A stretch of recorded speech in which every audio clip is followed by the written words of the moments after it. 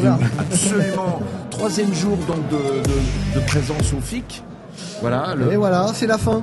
C'est la fin. Non, c'est pas la fin puisqu'il reste encore plusieurs heures et un beau plateau, notamment en fin de session avec avec le général Batin-Houguard qui va venir nous dire bonjour. Une séquence de start-up, on va les amener à pitcher. Ouais, ça va être notamment les 5 récompensés. 4 récompensés. 4 des 5 start-up récompensés vont venir nous expliquer. Voilà, et on en a fait du coup venir une 5e qui est notre coup de cœur. Voilà, notre coup de cœur à nous de ce FIC. Bah, tout à fait. Pour marquer un petit peu l'importance de l'innovation, on le rappelle, avec un tissu français qui se développe, des investissements qui sont de plus en plus importants. Alors même si la moyenne européenne des investissements n'est pas encore à la hauteur de la moyenne des investissements aux États-Unis, c'est quand même des choses qui commencent à se structurer en tout cas, qui vont de manière très sens. positive. Et puis surtout, on voit quand même que l'écosystème français commence à prendre place au niveau européen, même s'il y a encore beaucoup de choses à structurer. C'est un marché en construction, en tout cas une vraie réalité qui est très éclaté, mais comme on peut le voir sur ce FIC, qui est très animé aussi. Voilà, très animé, avec énormément d'innovation, d'acteurs, et puis, alors c'est cette recherche de talent qui a été effectivement surprenante. On en a beaucoup parlé ces 2 derniers jours. Je pense qu'on va encore en parler aujourd'hui avec les invités. Et surtout, on a vu effectivement des sessions qui ont attiré des jeunes. Je pense que c'est là où il faut être pour trouver. Il y a un hacking lab là derrière qui est quand même hyper animé et blindé, mais c'est assez phénoménal. Ah oui, parce que les gens sont à l'extérieur de la salle et regardent entre les barreaux. Ils montent les uns sur les autres. C'est c'est extraordinaire. Voilà. Et ça, c'est vraiment important de le dire. Il y a une certaine forme de dynamisme avec la présence de nombreuses écoles. Et puis, on le voit aussi avec beaucoup d'initiatives qui sont faites aujourd'hui avec en région, l'animation en région qui est quand même assez importante, notamment avec le campus cyber qui maintenant commence à essaimer dans la région lilloise et puis aussi en Nouvelle-Aquitaine. Et puis en Nouvelle-Aquitaine, du côté de Bordeaux. Voilà. Donc cette matinée sera assez particulière puisque, cher Loïc... on change de thème. D'abord on change de thème. Pas vraiment parce que ça reste la cybersécurité, mais on va parler Europe. Voilà, et je pense que quand on est à Lille, on n'est quand même pas très loin. Il est important de voir que Thierry Breton est passé ici avec un discours. Et puis, on voit aussi qu'il y a quand même il veut un bouclier de transposition en ce moment des directives européennes qui sont en cours d'adaptation. On va l'évoquer cette semaine, par exemple, sur la partie des MA-DSA où ça commence à faire railler un petit peu parce qu'il faut quand même adapter... la transposition des textes à notre environnement français. Justement, on va en parler d'ailleurs avec notre invité, notre premier invité de la matinée. Voilà, sur la partie Nice 2. Alors, Nice 2, enfin c'est pas Bryce de Nice, attention. Non, c'est toujours compliqué les acronymes, comme on dit la plupart Network and Information Security 2. Voilà. Oui, il y avait eu un premier épisode, c'est le retour. En 2016. Voilà, donc le premier épisode était en 2016. Donc il a fallu quelques années avant d'avoir la suite, et la suite c'est maintenant, et avec une transposition dans le droit français qui, on va l'évoquer, qui arrive prochainement. Donc on a aussi reçu des invités tout au long de la semaine qui vont passer par la suite en termes d'enregistrement. Voilà, des séquences qui ont été enregistrées les après-midi. Pour libérer nos invités qui parfois avaient des conférences cette dernière journée ou qui étaient contraints de rentrer sur Paris. Voilà, donc on a enregistré quelques belles interventions. On y reviendra après notre première interview. Invité qui est là avec nous, absolument. Qui vient de s'installer. Donc nous avons avec nous Thibaut Meyer. Bonjour Thibaut. Bonjour Thierry, bonjour Loïc. Alors, bonjour. Merci de votre accueil. Alors, grosso modo, vous êtes le patron de la sécurité, Parle dans ton micro, sinon comme hier, on va pas t'entendre. C'est vrai. Vous êtes le patron de la cybersécurité chez Google Cloud, c'est ça? Alors, je suis directeur dans les équipes en effet de cybersécurité de chez Google Cloud. Mais il y a un parcours. Alors vous avez un parcours étonnant et remarquable quand même avant d'arriver chez Google Cloud. Donc vous êtes passé à l'ANSSI? Tout à fait. Alors j'ai commencé ma carrière dans le secteur public. En effet, mon premier poste a été à l'ANSSI dans les équipes de réponse à incidents et d'analyse de vulnérabilité.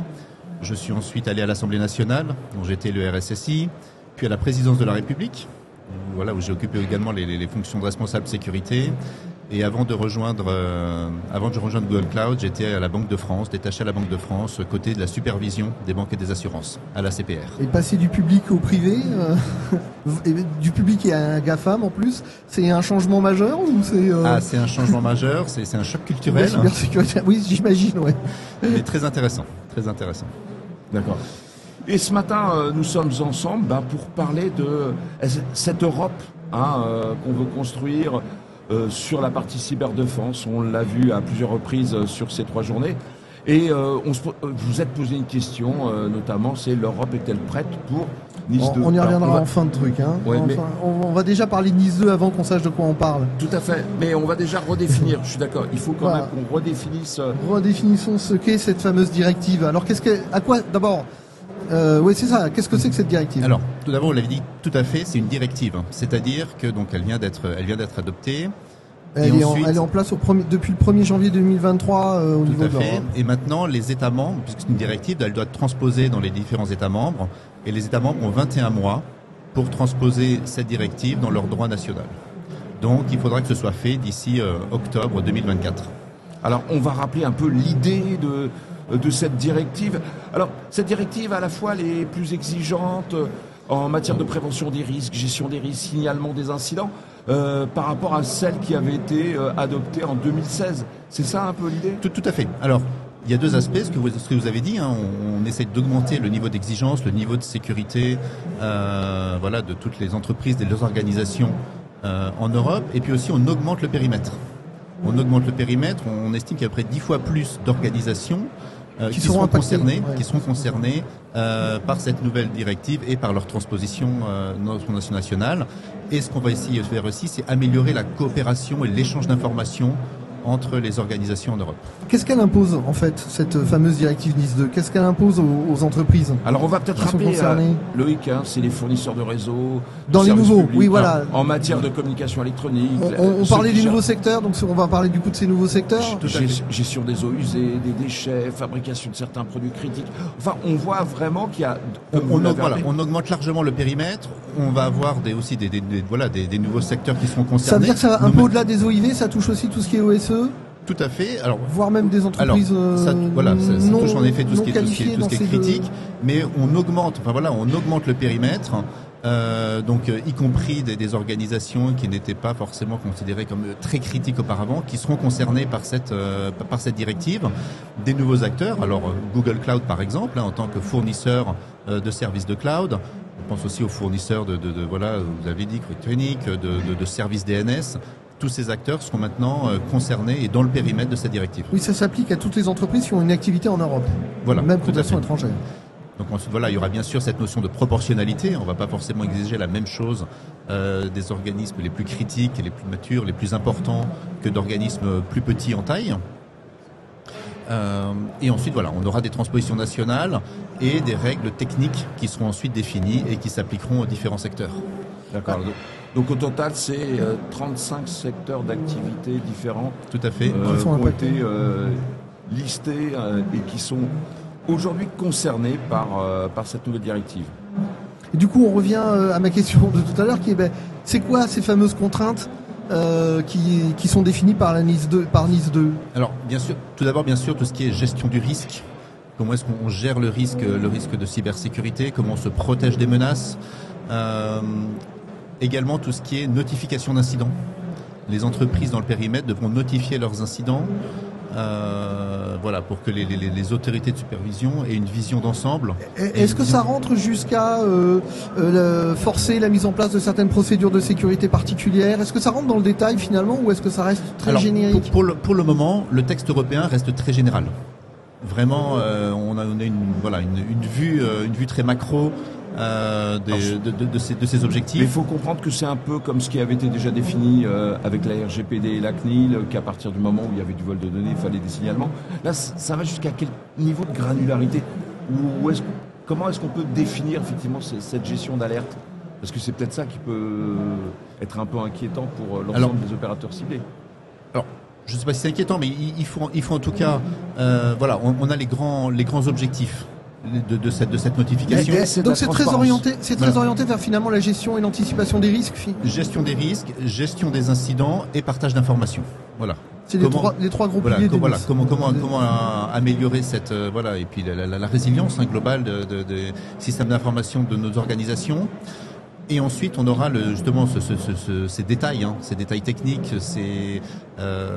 comment mettre en œuvre précisément dans les transpositions nationales et puis sans doute des décrets d'application par la suite. Est-ce qu'il y a dans NIS2 une volonté aussi de s'intéresser à la supply chain, par exemple, parce qu'on sait que ces gros OIV et tout, ils ont une supply chain qui, elle, peut être particulièrement attaquée et peut-être plus sensible aux cyberattaques. Tout à fait. Quand on lit les considérants, à la fois les considérants ou même les articles de cette directive, on s'aperçoit qu'on retrouve des principes de sécurité de la fameuse chaîne d'approvisionnement, la fameuse supply chain logicielle. Comment s'assurer que l'application que je fournis à mes utilisateurs, à mes clients, est bien celle que j'ai développée en interne initialement et qu'elle n'a pas été piratée entre-temps à toutes les étapes du déploiement. Il faut rappeler le haut niveau d'interdépendance aujourd'hui. Tout à fait.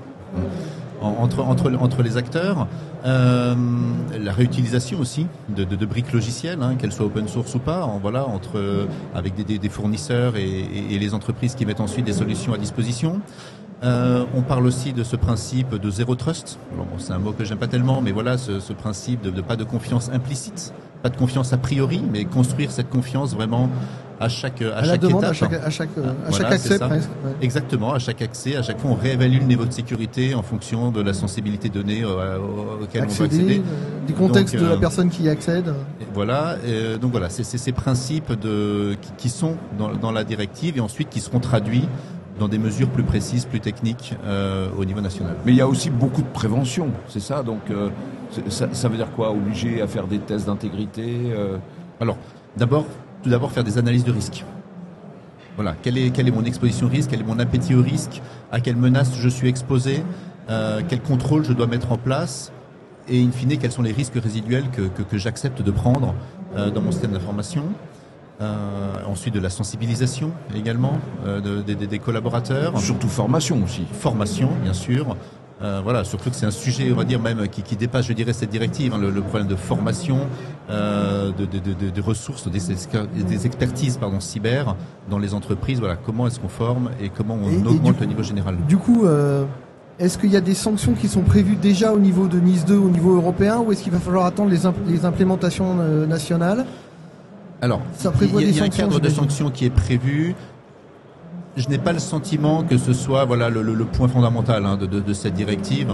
Moi, je l'ai plutôt lu comme une volonté d'avancer ensemble et d'ensemble d'augmenter le niveau de sécurité plus qu'en ayant ce bâton pour sanctionner les entreprises qui seraient un petit peu à la traîne. Alors, on va revenir un petit peu sur cette notion de partage, de bonnes pratiques et autres. Est-ce qu'on peut imaginer ce que ça signifie, ce que ça veut dire? On va réunir les acteurs régulièrement. Comment est-ce qu'on peut opérer cette fameuse notion de partage qui est un peu sous-jacente à ces textes et en tout cas à l'esprit du législateur? Alors, moi je vois deux niveaux. Le premier, c'est d'abord une coopération entre autorités nationales. On renforce cette coopération et qui existe déjà. On parle pas de zéro, mais on renforce cette coopération entre autorités nationales. Je pense par exemple au réseau Cyclone qui est en place dans cette directive. Et ensuite, en effet, comment est-ce qu'on partage des bonnes pratiques? Comment est-ce qu'on partage aussi l'analyse des menaces? Comment est-ce qu'on partage des indicateurs techniques également? On est convaincus, nous, en tout cas, que la cybersécurité, c'est un sport d'équipe. Personne ne peut s'en sortir seul.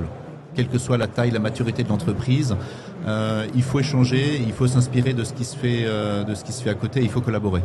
Ouais. Du coup, je vais poser la question qui fâche. C'est d'ailleurs une question que vous allez devoir débattre tout à l'heure, puisque vous animez une table ronde sur un sujet qui est l'Europe est-elle prête pour NIS2? Donc, je vous pose la question. Est-ce que nos entreprises françaises, notamment, sont prêtes pour NIS2? Et qu'est-ce qu'il va devoir faire pour qu'elles le soient? Alors, difficile de répondre à cette question, on va dire, de manière binaire, oui, non. Tout d'abord parce qu'on n'a en effet pas les textes précis qui arriveront d'application qui arriveront en 2024, dans 21 mois. En revanche, je pense qu'il ne faut pas non plus être trop pessimiste sur le niveau. En nouveau, quand on reprend les grands principes qu'on a évoqués précédemment, la sécurité de la chaîne d'approvisionnement logiciel, le fameux Zero Trust, l'échange d'informations, c'est des choses qui sont mises en œuvre.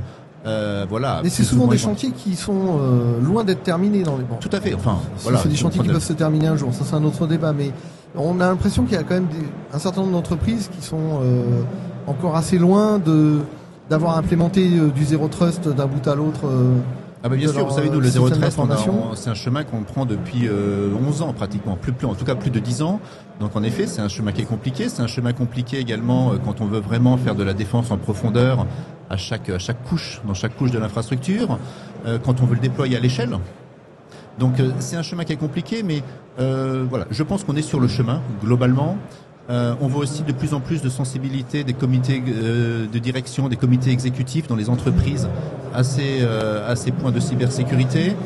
Donc je pense qu'il faut aussi être un peu optimiste sur la manière. On commence, alors, nous, ce que je vous ai dit, on ne sait pas encore quelles seront les règles qui s'appliqueront à un fournisseur de cloud comme Google Cloud. On ne sait même pas quelle sera l'autorité compétente en Europe pour notre entreprise.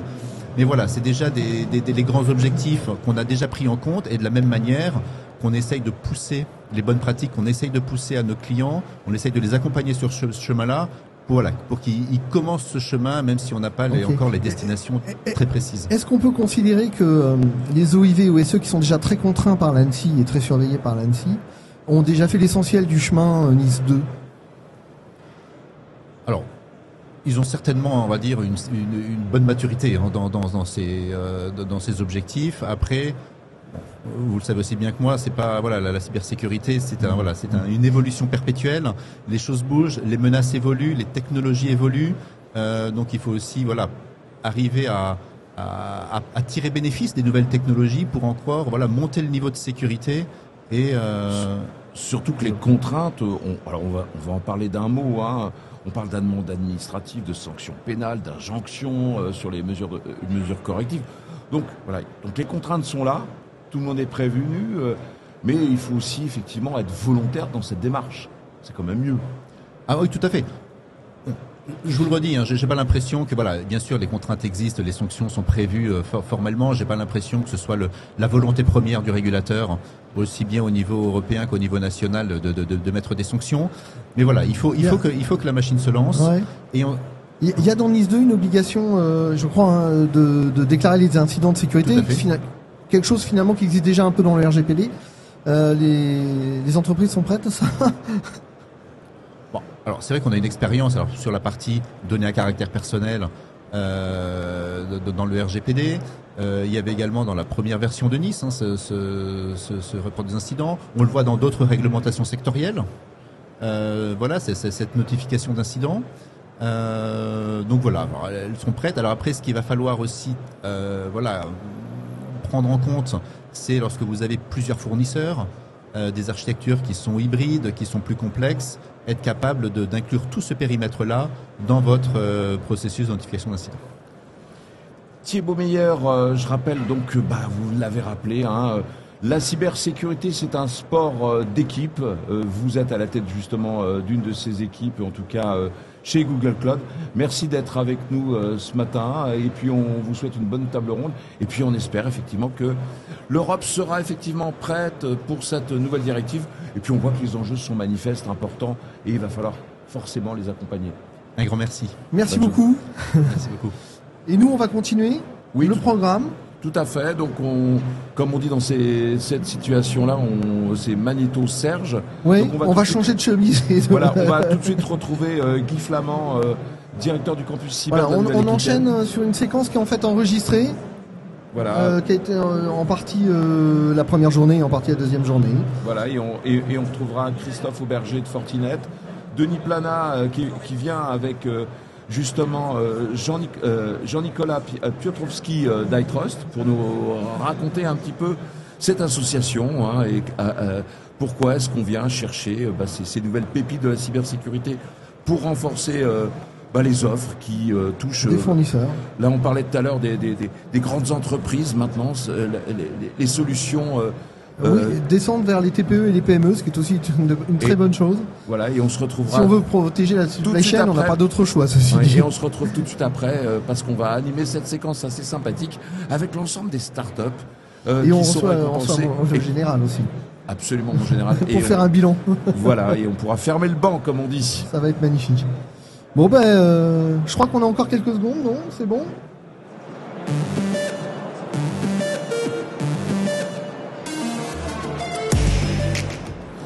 Loïc, maintenant, on va revenir un peu à Paris, on va dire ça, au campus cyber.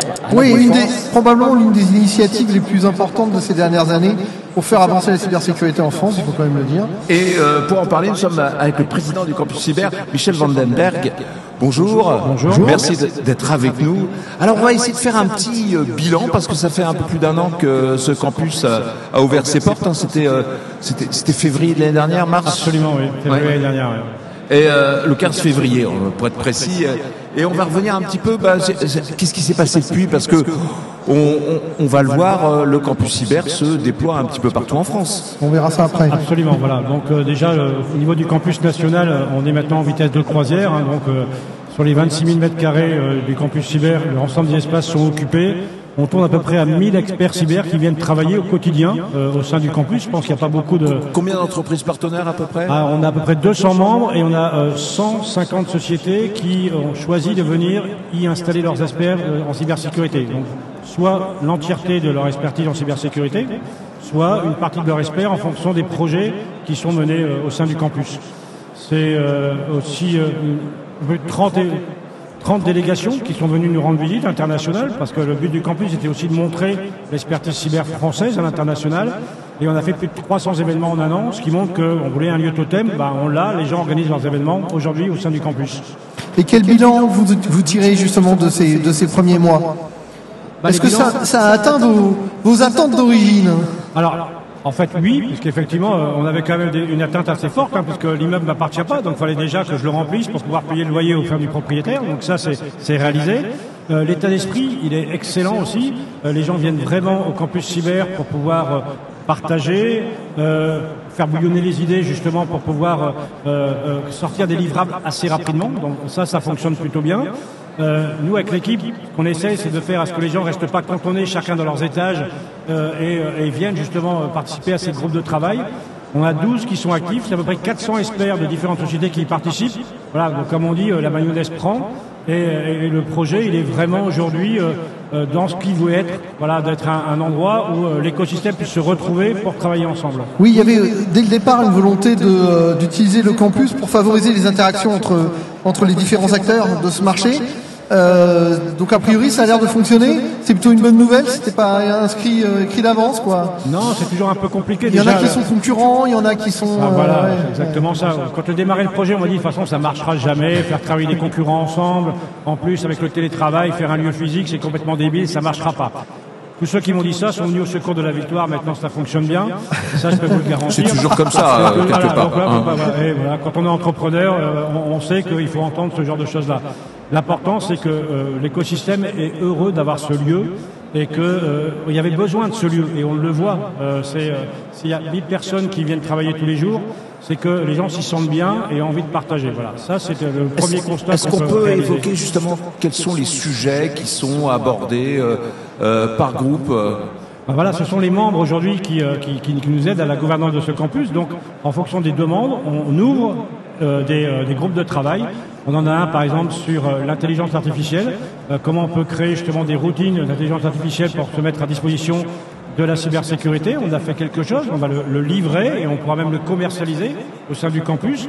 On a créé une base de threat intelligence aujourd'hui, donc d'IOC partagée.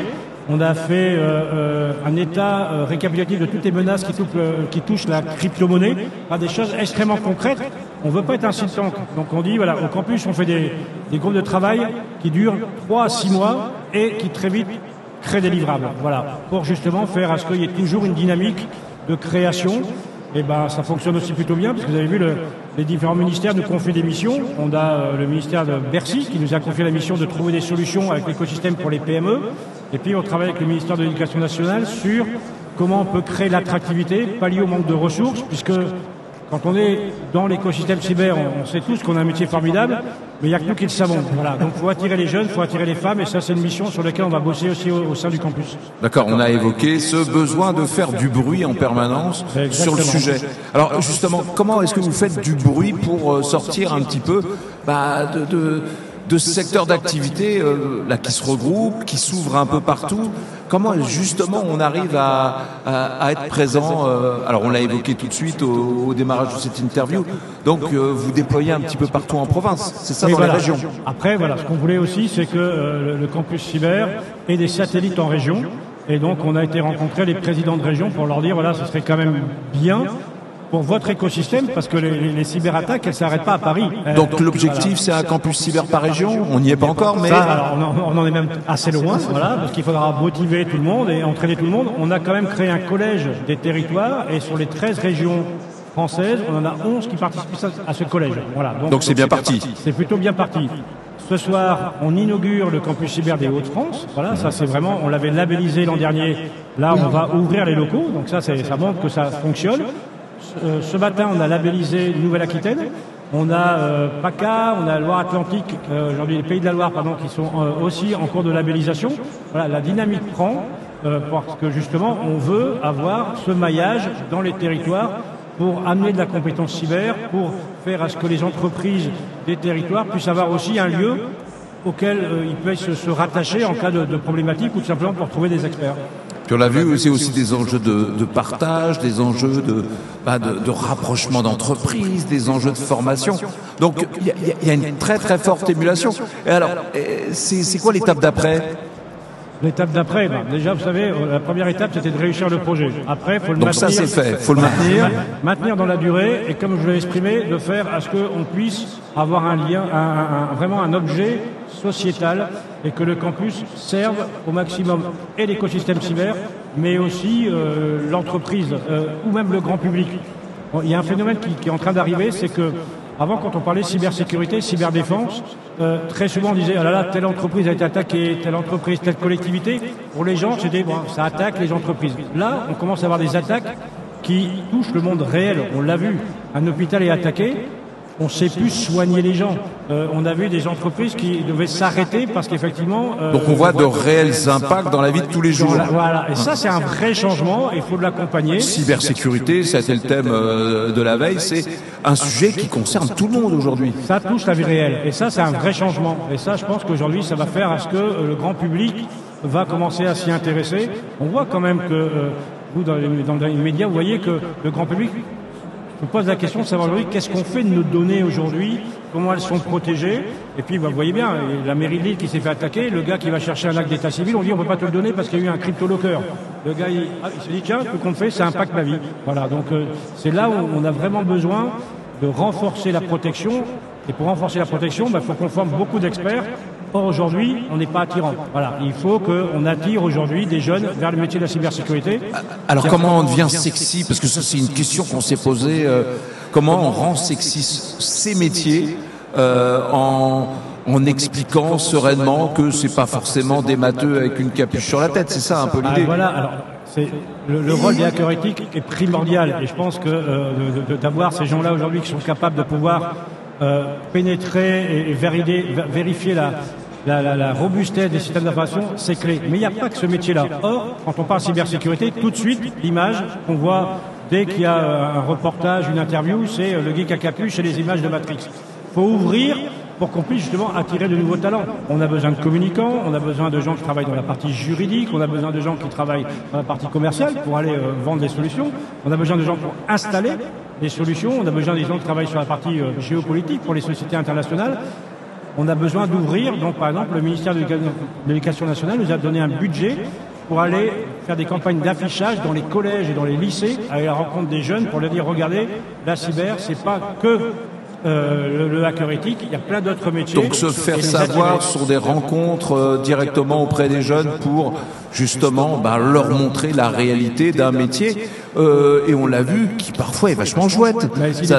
Ça nécessite de la curiosité, de l'empathie pour l'humain, de l'éthique comme vous venez de le rappeler et puis aussi c'est un vrai sujet aujourd'hui d'importance nationale. Absolument. Et vous voyez, on veut créer des rôles modèles. Il y a un truc qui a vachement bien fonctionné, c'était le Bureau des légendes. Le Bureau des légendes, ça a permis à la DGSE de multiplier son taux d'attractivité par 4.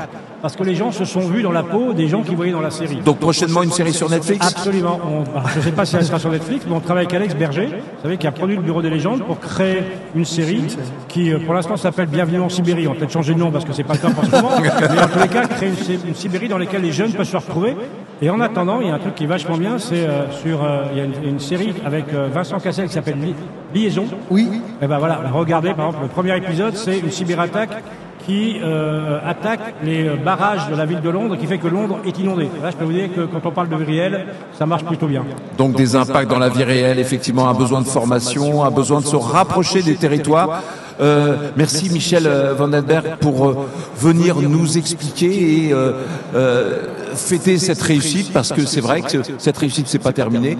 Ces labellisations au niveau des territoires sont essentielles, et on va ensuite continuer une conversation pour voir un peu ce qui se passe en région Aquitaine, parce que comme vous venez de le rappeler, c'est passionnant. Merci beaucoup de m'avoir accueilli. Merci. Au revoir. Mon cher Loïc, nous continuons le tour d'horizon de ces campus cyber. Eh Voilà. ben, et oui, parce que c'est pas une exclusivité parisienne pour une fois. Alors, Et la province aussi a besoin de se protéger contre les cyberattaques. voilà. Alors, on est à Lille, on aurait pu parler de celui qui était dans le Nord. Eh ben, pas du tout. Non, on va aller là où il y a du soleil. Voilà, et où il fait absolument. bon vivre. Ah non. Oh non, non, non, il fait bon vivre à Lille. Non, c'est interdit ça. Nous sommes maintenant avec Guy Flamand. Bonjour Guy. Donc vous êtes le directeur du campus cyber de la Nouvelle-Aquitaine. Alors cette Nouvelle-Aquitaine, effectivement, est en pleine effervescence, notamment pour tout ce qui est formation, accompagnement de start-up. C'est un peu tout ça qu'on veut essayer de répliquer comme esprit. Exactement. Autour de la cybersécurité. C'est complètement le même esprit que le campus cyber national. L'idée, c'est d'avancer tous ensemble, mais de manière ordonnée, à la fois pour éveiller les consciences, parce que malheureusement le sujet cyber est encore assez mal perçu dans le tissu socio-économique. Il y a les collectivités, les PME, les ETI, les territoires. Ça reste un sujet qui est un peu technique, un peu abscon pour elles. Et donc il faut à la fois alors j'aime pas trop le terme, les éduquer entre guillemets. Les sensibiliser tout au moins. Voilà, c'est c'est très élégant comme terme. J'adore. Je saurais m'en servir. Et puis il faut aussi leur donner des solutions qui leur correspondent. Aujourd'hui, historiquement, la cyber en France, mais aussi à l'international, ça a concerné les grosses organisations très présentes, multinationales, sur plusieurs continents, les grosses administrations. Ça, c'est vraiment le rôle de l'ANSSI, les services de l'État, enfin tout ce qui est un peu vraiment importance critique dans un territoire. La cyber, ça a commencé par là. Et les opérateurs cyber, les offreurs de solutions, ont l'habitude de travailler avec ce type de clients qui ont déjà en interne des compétences qui parlent le même vocabulaire qu'elles. Dans un territoire de PME, de TPE, c'est pas ça. Oui, surtout que le territoire de PME dont on parle, d'ordinaire, on est habitué à se protéger contre les Anglais, n'est-ce pas, historiquement. Et là, c'est pas ça. Exactement. Et on va même chercher des Québécois pour ça. Non, mais très sérieusement, on n'a pas cette habitude de protection numérique. Et la région... le Conseil régional Nouvelle-Aquitaine a résumé ça dans une accroche que je trouve absolument fantastique, qui est de faire de la région Nouvelle-Aquitaine un territoire de confiance numérique. L'idée, c'est vraiment de pas du tout freiner la transformation numérique, bien au contraire, d'en tirer tous les bénéfices, mais en rétablissant la confiance dans l'outil et dans la relation avec les autres dès qu'on utilise le numérique. Et ça, c'est une ambition folle qui est très lourde en termes d'impact, qu'il faut assumer, mais sur laquelle tout le monde se mobilise, et ça, on est vraiment fiers de ça. Et du coup, le cybercampus bordelais, puisqu'il est à Bordeaux, mais de Nouvelle-Aquitaine, il a été monté quand? Vous en êtes où? Alors comment ça se passe? Il a été monté en fin d'année dernière, fin d'année 2022, lancé par notre président Alain Rousset en octobre 2022.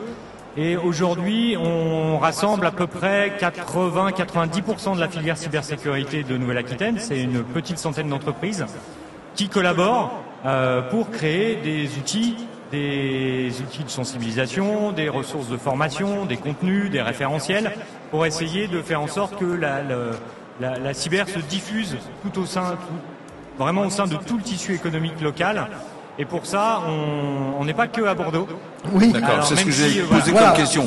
Parce que c'est quand même grand, la c'est grand comme Nouvelle-Aquitaine. l'Autriche. Ouais, C'est grand comme l'Autriche, de Niort à Biarritz, en passant par Agen, Pau, Mont-de-Marsan. Et on crée justement dans tous ces territoires des centres de ressources qui sont nos relais sur les territoires pour vraiment être au plus près des acteurs économiques et des collectivités pour les accompagner sur le terrain, faire remonter leurs besoins, leurs problématiques, parce que le territoire en Dordogne n'est pas le même que dans les Landes ni que dans le pays niortais. C'est pas le même tissu économique, c'est pas les mêmes besoins, c'est pas la même structuration, et on a besoin de s'appuyer sur des relations de confiance préexistantes.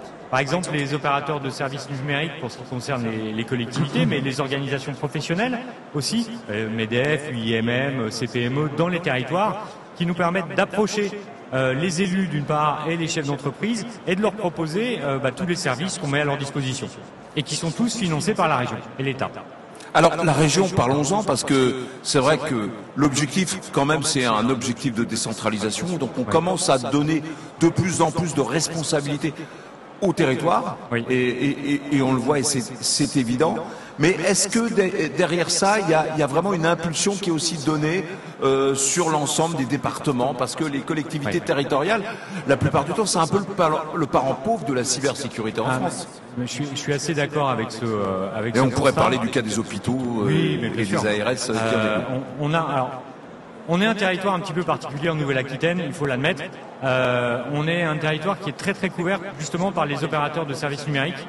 On en a beaucoup, je crois que sur les 12 départements qui composent la région, on en a 10 qui comportent un opérateur de services numériques pour toutes les collectivités, les plus petites en tout cas, et qui nous permettent de travailler vraiment de manière à la fois centralisée, parce qu'on a un interlocuteur par département, mais aussi très très proche des territoires, parce que justement eux font déjà cette œuvre de regroupement.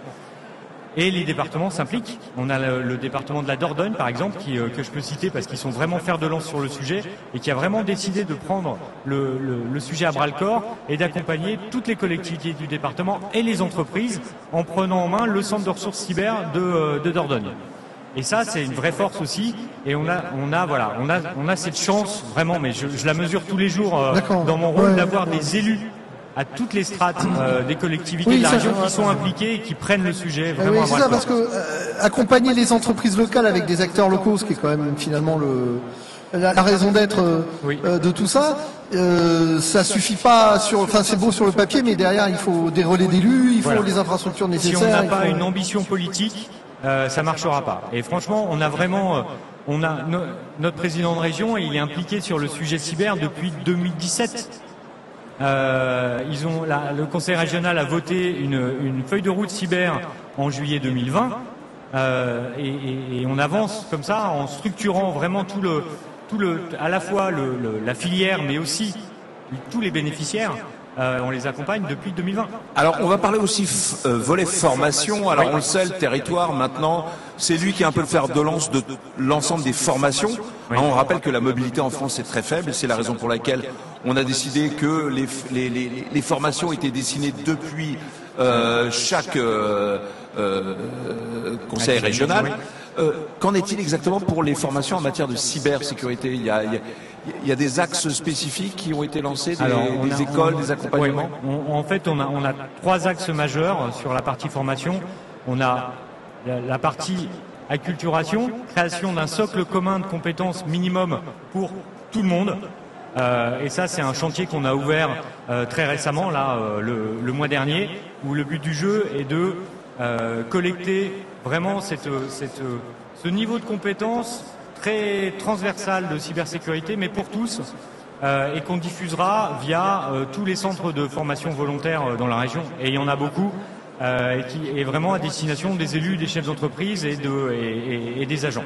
Ça, c'est le premier volet, c'est un peu de l'intérêt général, monter en compétences, un peu comme la SSR pour la circulation routière.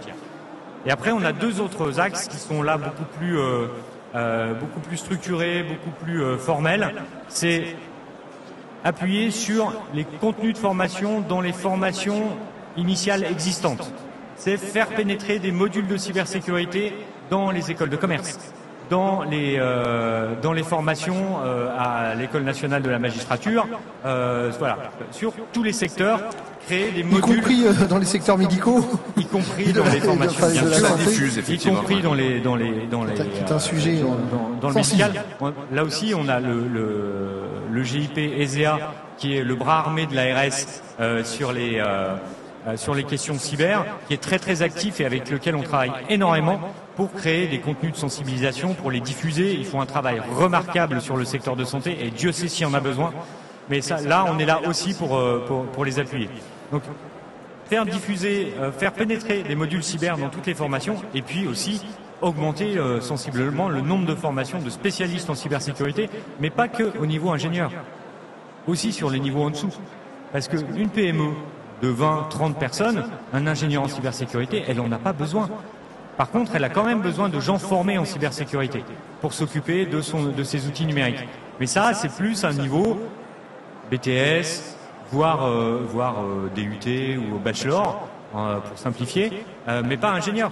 Et ça, il faut le faire, il faut vraiment le faire exister. Le faire savoir. Donc, on travaille avec l'Éducation nationale. On a signé très très récemment une convention de partenariat avec l'Éducation nationale pour avancer sur ce sujet-là, y compris au niveau juste post-bac.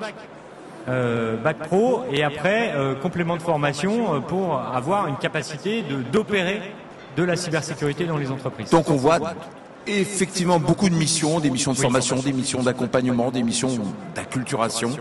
Guy Flamand, on vous remercie d'être venu sur Merci notre à vous. plateau. On aura plaisir à venir vous revoir en Avec grand région, plaisir. justement pour voir un peu ce qui se passe sur le terrain. Oui, Parce qu'il y a ça pas sera mieux l'occasion que- d'évoquer aussi, je comme pense, on le fait aujourd'hui à l'écosystème, Lille. parce qu'il y a plein de startups, il faut le dire, Absolument. On dans la est région vraiment qui très dynamique. travaillent sur le...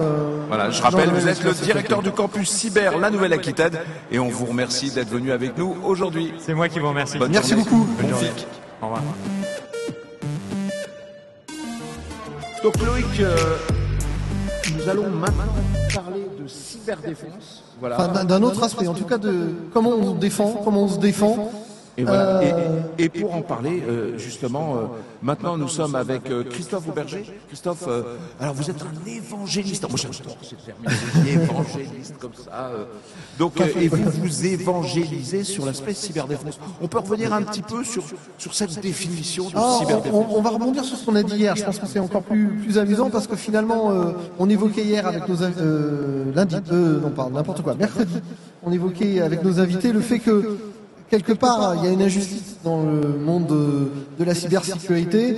On a un déséquilibre entre les attaquants qui attaquent quand ils veulent, où ils veulent, comme ils veulent, au moment où ils veulent et de la façon qu'ils veulent. Et de l'autre côté, des gens qui sont chargés de la défense, qui eux doivent tout protéger tout le temps contre tout. Et qui sont sur les dents.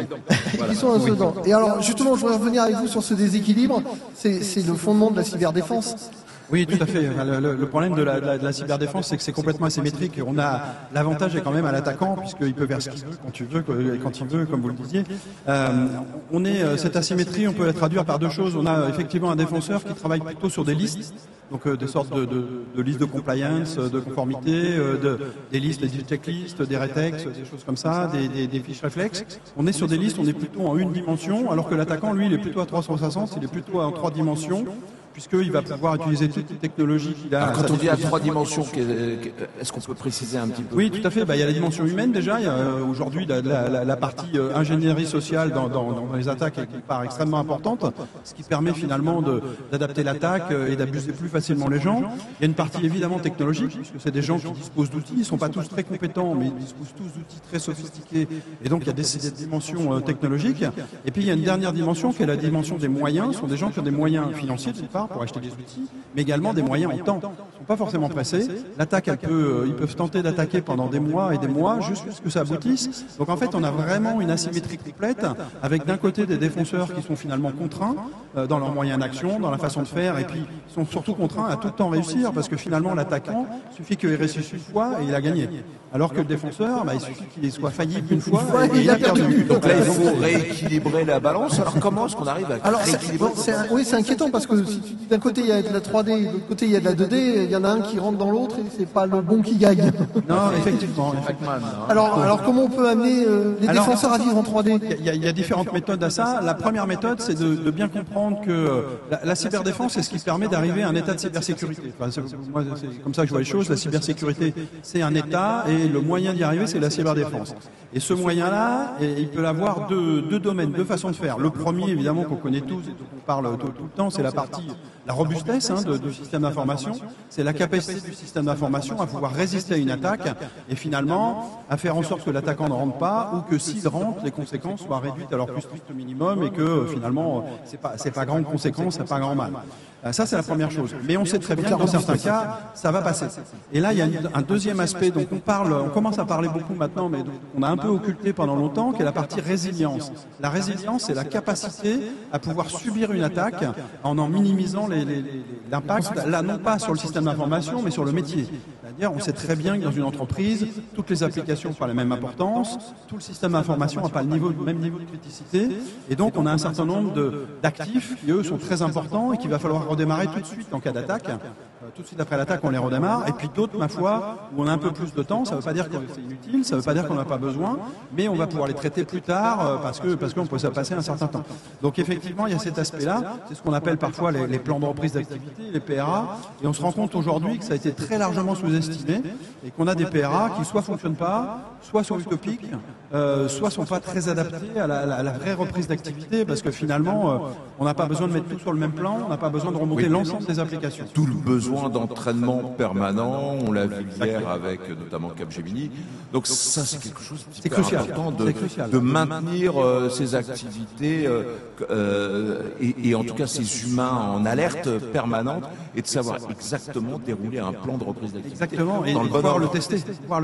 Ça peut être intéressant, alors pas forcément en totalité parce que c'est compliqué, on va pas arrêter toute la prod pour tester, mais on peut tester par bout sur certains, et c'est extrêmement important. Ça permet à la fois de tester la cellule de crise, parce que finalement c'est la cellule qui va répondre à ce besoin de résilience, et puis les procédures qu'on a mis en place. Alors effectivement pas de manière globale, si on peut le faire c'est bien, mais ça reste très compliqué objectivement, mais par morceaux, de dire ben voilà, je perds telle application, quelle est la procédure, et si j'applique la procédure, est-ce que ça fonctionne vraiment, ou est-ce que j'ai été un peu optimiste sur certaines choses, est-ce que ma durée de 3 heures de remise en fonction de l'application, en fait c'est pas 3 heures mais c'est plutôt 8. Et du coup, ça change un certain nombre de choses sur la manière dont je vais gérer la crise. D'autant que cette résilience, on fait faire tout ce qu'on peut pour préserver l'activité et préserver les métiers, c'est aussi préserver l'image de l'entreprise. Oui, aussi. C'est lié, de toute façon, parce que si on a un plan de résilience, un plan de retrait d'activité qui est bien fait et qui fonctionne, ça veut dire qu'on aura un arrêt, en tout cas visible, sur la partie production, et donc sur la partie qui est visible de l'extérieur, qui sera beaucoup plus faible, et donc l'impact sur l'image de la société sera beaucoup plus faible. Après, il y a un deuxième aspect sur l'image, qui est la communication, qui est extrêmement importante, parce que être attaqué, c'est une chose. Aujourd'hui, on jette plus l'eau propre sur les gens qui sont attaqués. On sait que c'est pas de leur faute et ça arrive au meilleur. En revanche, ça ne dispense pas d'avoir une communication maîtrisée et bien faite, et ça fait partie intégrante également de la cellule de crise. Ça veut dire qu'il faut apprendre la transparence. Ouais, je pense que la transparence est importante. Mettre la poussière sur le tapis, ça dessert complètement. Parce qu'on sait que dans la cybersécurité, il y a une certaine omerta. On ne parle pas de ce qui se passe. Donc ça, il faut l'oublier. En tout cas, quand on est attaqué, il vaut mieux communiquer que d'essayer de masquer les choses, parce que ça finira par savoir. Et quand on se rend compte que les gens ont caché des choses, l'effet est plus dévastateur que d'avoir. Sur l'image, c'est pire. Voilà. C'est pire. Alors c'est bien la cyberdéfense, défendre tout. C'est important, mais pour ça il faut des ressources humaines, il faut savoir préserver ces ressources quand on est en manque d'effectifs et de capacité de recruter. Ça c'est quand même un sujet, on l'a vu tout au long du FIF, c'est le sujet numéro 1 du moment. Votre point de vue là-dessus? Alors c'est effectivement un sujet majeur qui est là durablement, parce qu'on a deux problèmes. On avait un problème de filière de formation. Je pense qu'aujourd'hui c'est en train de se résoudre. Alors je dis pas que tout est fait et que on peut se congratuler, mais en tout cas, il y a pas mal d'initiatives qui vont dans le bon sens. Après, il y a un deuxième problème qui est un problème de susciter les vocations. Et là, on a encore tout à faire, parce qu'aujourd'hui, on a du mal à remplir certaines filières. L'image de la cybersécurité est encore assez négative. Je vais prendre un cliché, mais la personne qui travaille dans sa cave avec un switch à capuche et qui passe son temps à coder, dans l'inconscient collectif, ça subsiste encore. Puis on l'a rappelé, il y a de très très beaux on a reçu mercredi des jeunes femmes fort brillantes et fort souriantes, qui effectivement Et qui racontaient la difficulté de leur parcours et parfois la difficulté de faire comprendre que c'était des métiers qui étaient complètement accessibles à tout le monde, à des niveaux de compétences variés et surtout à des profils variés, mais que dans les familles... Oui, tout à fait. Il faut susciter les vocations et on a des efforts à faire. Et là, c'est les professionnels de la filière qui sont en cause. Hein. On a laissé transpirer cette image un peu négative et donc il faut la changer. On est en train de travailler dessus. Mais qu'est-ce qu'on peut faire pour la changer justement? Alors, c'est communiquer, montrer qu'il y a plein de métiers différents dans la cybersécurité, qu'on peut faire des choses qui sont en lien avec le légal, avec la communication, avec plein de choses. Il n'y a pas que des gens qui font du code. Et puis peut-être en attendant de remplir les filières et de susciter plein de vocations et d'avoir pléthore de profils, je pense que ça prendra un peu de temps, on va pas se mentir, hein, d'autant qu'on a pris un peu de retard, donc il faudra en plus combler le retard. Ce qu'on peut faire, c'est préserver les ressources existantes. Et alors on est beaucoup là-dedans aujourd'hui, c'est de pouvoir consolider les technologies. On est dans un dilemme parce qu'en matière de cyberdéfense notamment, on est obligé de déployer plusieurs, voire plein de technologies différentes parce qu'on ne va pas protéger de la même manière un serveur, un poste de travail, une messagerie, un serveur web exposé, enfin tout ce qu'on peut utiliser. Et puis on l'a vu hier avec quelqu'un de chez vous aussi dans la filière industrielle. Voilà, ça nécessite effectivement des approches complètement différentes et avec énormément d'écoute. Mais pour autant, derrière cette pléthore de technologies, on peut essayer de fédérer tout ça. De pouvoir agréger, intégrer, apporter de la synergie, des capacités d'automatisation. C'est ce qu'on appelle les plateformes. Le Gartner parle de Cyber Security Mesh Architecture. Nous, on parle de Fortinet, la fabrique en fait, au sens tissu, au sens maillage.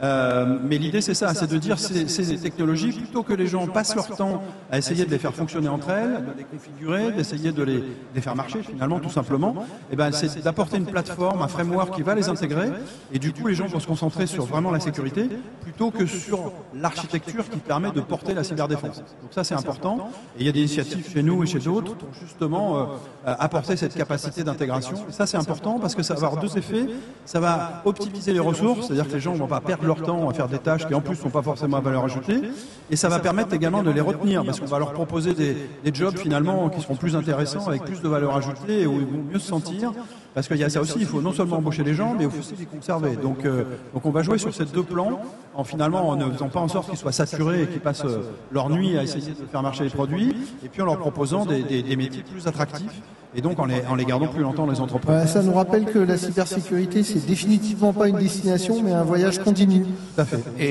Et c'est aussi quelque chose qui est important, c'est-à-dire l'accompagnement avec l'humain, pour l'humain, par l'humain.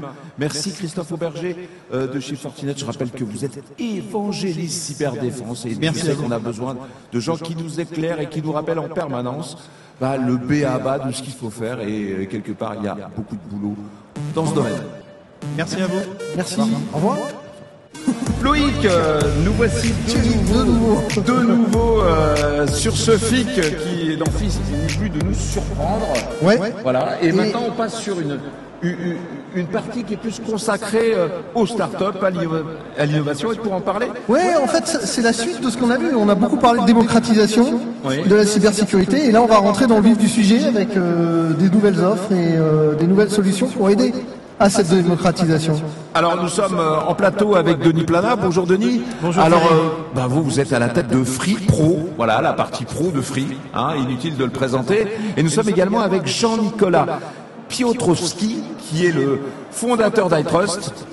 iTrust qui est alors pas franchement une start-up, mais plutôt une PME. Alors comment vous appelez ça déjà? PME. Une PME, voilà, une PME de croissance.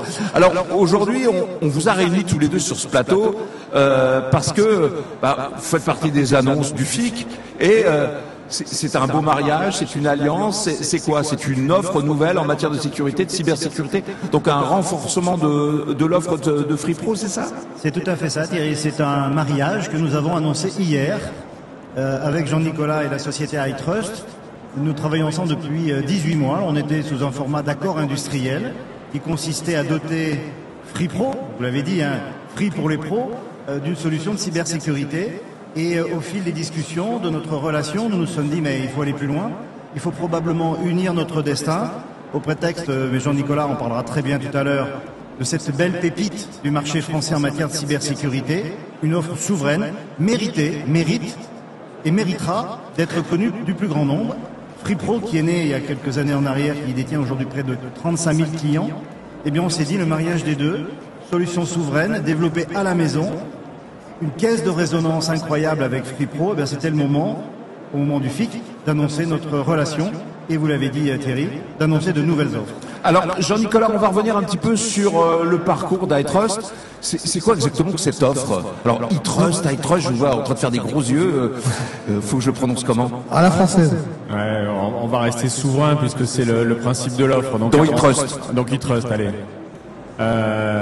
On lance avec FreePro l'offre Cyber Expert qui vise à couvrir à 360 degrés l'ensemble des problématiques de cybersécurité des entreprises. C'est une offre qui existait déjà chez iTrust, qu'on a pu mettre en œuvre pendant 3-4 ans et qu'on a pu tester. Et comme elle fonctionnait bien, l'idée c'était de la déployer beaucoup plus massivement en ayant cette caisse de résonance qui est la société FreePro, qui va à deux, on va pouvoir toucher davantage de sociétés, à la fois la PME, à la fois le grand groupe, sur une offre cybersécurité, alors qu'on pourra détailler si vous le voulez. Mais oui, ça serait bien de parler un petit peu. Oui, allons-y. Qu'est-ce qu'il y a dedans? Non, c'est intéressant de savoir, parce que finalement, la cybersécurité, c'est plusieurs plans. Et...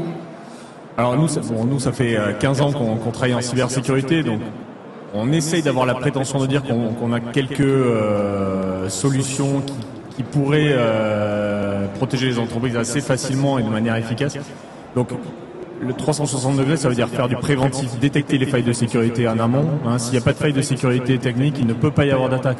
À part des attaques humaines, il ne peut pas. Donc, détecter les failles de sécurité et les corriger. Détecter les compromissions, c'est-à-dire les ransomware, les vols de données qui sont en train de se propager, donc les malwares qui se propagent. Remédier. Remédier, ça veut dire protéger, mettre en œuvre des systèmes de protection pour bloquer un utilisateur, bloquer un ransomware. Corriger les failles. Exactement. Et puis manager tout ça en 24/7 avec une équipe de professional services, c'est-à-dire qui va manager, piloter ce qu'on appelle le MSSP ou le MDR avec des mots très barbares, mais qui est le fait de manager la cybersécurité pour une entreprise. Et Dieu sait qu'il y en a des acronymes dans ce domaine. Alors Nicolas, non, Jean-Nicolas, j'oublie un petit peu. On est très proches, vous pouvez m'appeler Nicolas. Bon, alors si vous êtes très proche entre Jean et Nicolas, ça va. Donc Jean-Nicolas, en quoi est-ce important aujourd'hui de vous rapprocher d'un FreePro, et on le verra après, il y a beaucoup effectivement de start-up qui innovent dans le domaine de la cybersécurité. Donc aujourd'hui, vous avez grandi, et aujourd'hui, pour aller encore au-delà, il vous faut vous rapprocher d'un opérateur de taille supérieure. Oui, on le voit pour pas mal de start-up et PME qui ont une vraie technologie, une vraie deep tech, comme dit, qui ont du mal à parfois adresser le marché. Nous, on avait adressé notre marché, on a des clients récurrents, on a des clients qui renouvellent. Donc, le but c'était de montrer qu'on avait fait la preuve de ce marché-là et qu'il existait, et qu'on arrivait à avoir un business qui soit réel. Et après, la question c'est de savoir comment vous allez le lancer et le faire croître très rapidement pour pouvoir en faire bénéficier tout le marché. Bon, ça c'est les problématiques classiques de toute start-up ou PME. Il y en a beaucoup ici qui ont la même problématique. Donc soit vous embauchez beaucoup de commerciaux, soit vous trouvez des partenaires revendeurs, soit vous vous dites tiens, il y a quand même quelqu'un qui est très bien placé pour le revendre à ses clients existants et qui a une puissance de feu qui est tellement énorme qu'on peut aller adresser le marché rapidement. Et en fait, c'était des discussions qu'on a eues et c'est venu au fil de l'eau très très facilement en disant mais ça fait un moment qu'on travaille ensemble et que ça marche bien. Est-ce qu'on peut pas lancer une offre Alors c'est quoi exactement? C'est un accord? C'est un rachat partiel d'actifs? Il y a plein de formes possibles et inimaginables. Comment vous avez défini votre relation d'affaires entre guillemets? Une prise de participation majoritaire au sein d'iTrust, en laissant évidemment à Jean-Nicolas et à ses équipes le management, et de rester actionnaire important dans le cadre du dispositif, puisque ce que nous aimons bien dans le groupe Iliad Free, c'est les entrepreneurs. Donc l'objectif, c'est que évidemment l'équipe reste dans cet état d'esprit et apporte non seulement le savoir-faire, mais la pugnacité aussi de rentrer sur ce marché qui est extrêmement encombré, et donc de faire valoir les spécificités de la maison. Donc prise de participation majoritaire, mais une liberté d'action à nos côtés pour proposer à 100% notre clientèle, j'insiste, du grand groupe, il l'a rappelé, à l'ETI, à la PME, PMI, et demain, y compris aux petits professionnels, des solutions de cyber absolument performantes, au juste prix, selon la catégorie des clients dans lesquels nous nous trouvons. Et ça, c'est assez unique. On a beaucoup de déclarations d'intention dans ce marché en ce moment.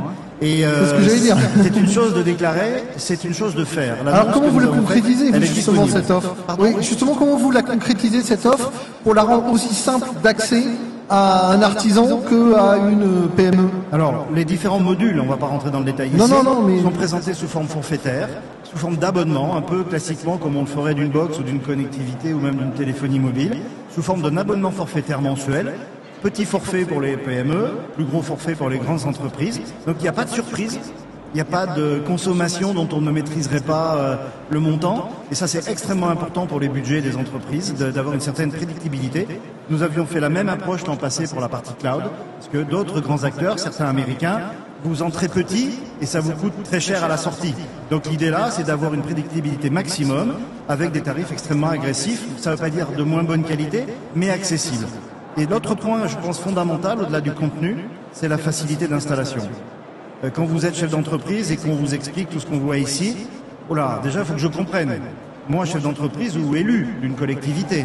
Ensuite, il faut que je choisisse parmi tout ça. Et ensuite, il faut que j'installe et que je mette en œuvre. Le pari que nous faisons, c'est un peu du plug and play, un mot un peu galvaudé dans l'ancien temps de l'informatique. Mais en 2-3 jours, nous mettons en place un centre de surveillance de la sécurité. En quelques jours, nous pouvons déclencher des audits. Et voilà. Et donc, le côté pratique de cette offre, c'est ça qui fait la différence aujourd'hui. D'accord. Jean-Nicolas, question pratique. Votre offre va pouvoir continuer d'exister en dehors de chez FreePro ?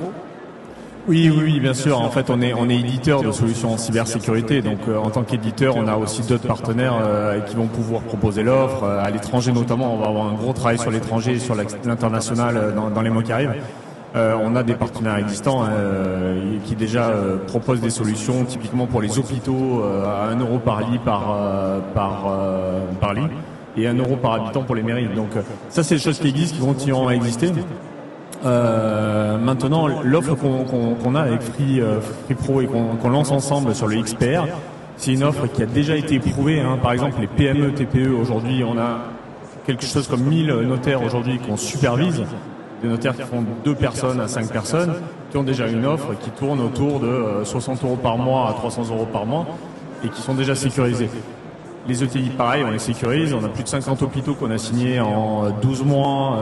La PHP, le groupe Cézanne, le GHT, groupe hospitalier est francilien, c'est des hôpitaux qui ont vraiment des problématiques en ce moment. On le voit bien avec les malwares qui attaquent les hôpitaux et les agglomérations, qui ont souscrit l'offre très rapidement. Donc tout ça, ce n'est que le prolongement de ce qu'on fait déjà, avec une caisse de résonance qui est énorme, et puis en fait une histoire d'homme, parce que finalement les équipes travaillent ensemble depuis 2-3 ans déjà maintenant, FreePro iTrust. Ça se passe très très bien, et on voit qu'on a les mêmes valeurs, c'est-à-dire la deep tech, apporter un vrai fonds technique, on n'est pas en train de faire du marketing, c'est un vrai fonds technique, 10 ans de R&D, 20 millions injectés en R&D sur les 10 ans. On a cette envie de faciliter l'accès, la facilité d'accès, comme le dit Denis, à la PME, à la TPE, à l'ETI, au grand compte. Un SOC, ça ne s'installe plus en 6 mois, un SOC. Aujourd'hui, en 2 heures, c'est installé, c'est configuré. C'est des choses qu'on ne voyait pas il y a 10 ans. On a réussi à faire des gains de productivité, des gains de facilité qui sont assez extraordinaires. Et puis, donc ces valeurs-là, on les partage depuis un moment. Donc, j'ai tendance à dire c'est la juste continuité de ce qu'on faisait déjà.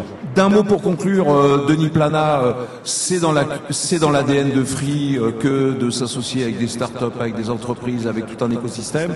Donc sûrement que ceux et celles qui vont vous écouter et qui sont à la tête de start-up pourront demain continuer d'imaginer travailler avec des groupes tels que le vôtre. C'est quoi la condition sine qua non? C'est apporter de l'innovation, de la simplicité Contrairement au corps humain où l'ADN, vous l'avez Thierry depuis votre naissance et ce sera le même jusqu'à la fin, l'ADN d'une entreprise peut évoluer. J'appelle ça l'ADN enrichi. Comme l'uranium, l'ADN enrichi, c'est la capacité à un moment donné d'avoir des chromosomes supplémentaires qui s'accrochent à cet ADN pour proposer plus. Donc Jean-Nicolas est la preuve vivante avec iTrust de cette capacité de renforcer notre offre de service tout en gardant une liberté d'action, une liberté de gestion. Et donc il en sera de même avec les startups qui nous entourent à la fois dans la connectivité, dans le cloud et évidemment dans la cyber. À ceci près, c'est que nous avons une pénurie en ce moment. Oui, j'allais sur ce dire. thème, Comment on monte à l'échelle? On a tous, je pense que tous les acteurs présents au FIC cette année pourraient s'en faire écho, on n'est pas à l'exception. On souhaite proposer davantage et donc s'entourer de talents nouveaux qui d'ailleurs voient les choses d'une manière un peu différente. Et donc nous avons l'ardente obligation, nous professionnels d'une certaine taille, non seulement de sensibiliser, d'éduquer les clients, enfin éduquer j'aime pas le mot, mais en tout cas d'avoir une pédagogie pour les clients, et en même temps de s'entourer de jeunes talents qui veulent bien embrasser cette carrière, je le répète, sous un format ou sous un autre. Salariés, évidemment, via des startups, évidemment, et pourquoi pas, de temps en temps, faire des vacations de temps en temps chez des acteurs. C'est très important. Et Jean-Nicolas, comment est-ce qu'on forme aujourd'hui? Parce que ça, c'est une question importante. On a du mal. Donc bon, ça fait un moment qu'on a des difficultés sur le marché à recruter. Donc nous, c'est un sujet qu'on a pris en main il y a 4-5 ans à notre échelle. Hein. On était quelques entrepreneurs à avoir créé une école d'ailleurs qui s'appelle l'Académie numérique du 21e siècle à Toulouse pour commencer à former des professionnels de la cybersécurité. C'est quelque chose qu'on va développer encore plus avec FreePro. Donc il y a cette partie recrutement, il y a cette partie reconversion. Ça peut ne pas être des étudiants, mais ça peut être des gens qui sont reconvertis. Moi, je vous donne l'exemple d'un collaborateur qui est assez exceptionnel chez nous, qui était quand même qui avait monté sa société de 4 taxis. Il était chef d'entreprise de 4 taxis. Il a arrêté. Il est patron de l'équipe N1 du SOC d'iTrust. Donc c'est faisable. C'est-à-dire qu'il faut avoir une manière de réfléchir, de prendre les gens et les collaborateurs qui soient différentes. Et puis après, il y a quelque chose que vous pouvez pas éviter, c'est-à-dire que vous êtes obligé à un moment donné d'avoir des gains de productivité et des gains de savoir comment vous allez faire en sorte que moins de personnes, puisqu'il y en a moins, puissent traiter les alertes, la cybersécurité des clients. Et là, vous êtes obligé d'investir, et c'est ce qui s'est passé, massivement dans de l'outillage, dans de la R&D, pour trouver les moyens mathématiques avec des algorithmes, les moyens de threat intelligence qui vont faire que vous avez besoin non pas de 10 ingénieurs, mais de 2. Non pas parce que vous ne voudriez pas les embaucher, parce qu'on serait ravis de les embaucher, mais juste parce qu'ils n'ont pas sur le marché. Donc l'outil, et ça a été notre vision dès le début, de dire il faut automatiser, industrialiser l'outil pour arriver à compenser le manque de ressources aujourd'hui. On le voit, de grands enjeux, donc une start-up devenue PME, voilà, qui s'associe aujourd'hui avec FreePro. Merci Denis Plana, merci Jean-Nicolas Piotrowski d'être venu témoigner à notre micro. Merci beaucoup. Bon FIC et bon FIC. Merci à vous de bon FIC, à vous également. Merci. Au revoir. Alors, de retour pour la séance pitch. Voilà. Ouais, séance start-up.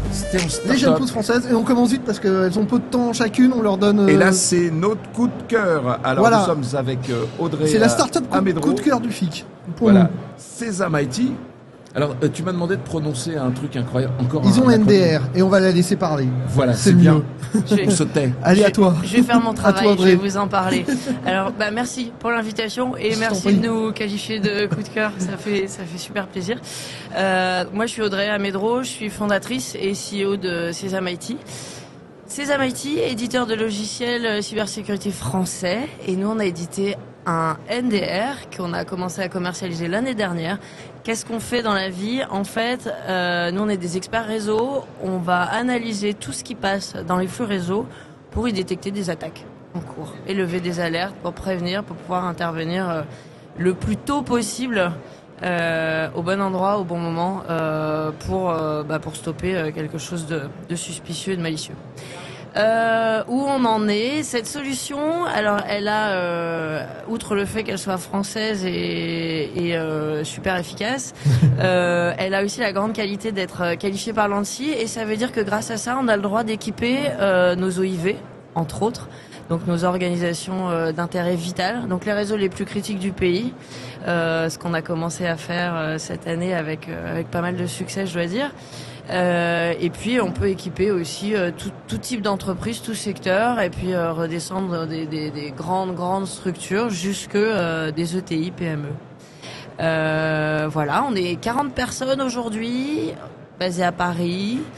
Et puis on a une petite actu, on vient de faire une belle levée de fonds de 10 millions d'euros avec des partenaires financiers un peu connus comme français bien sûr, comme la Caisse des dépôts, le Fonds 5 Cascade, la Banque Postale, et puis toujours nos investisseurs historiques BNP Développement et Astoria Vichy. Vous allez me demander ce qu'on va faire avec tout cet argent, peut-être. Peut-être, oui. Voilà. Peut-être. Écoutez, nous, on a un projet de développement maintenant qu'on a fait nos preuves, de petits genoux sur la France, sur des très beaux projets avec des belles organisations qui nous ont fait rapidement confiance. On en est très très fiers. Et là, il y a une législation qui s'appelle la NIS 2 qui est sortie en fin d'année. Qu'on a évoqué en début de matinée. Exactement. Avec un expert NIS 2.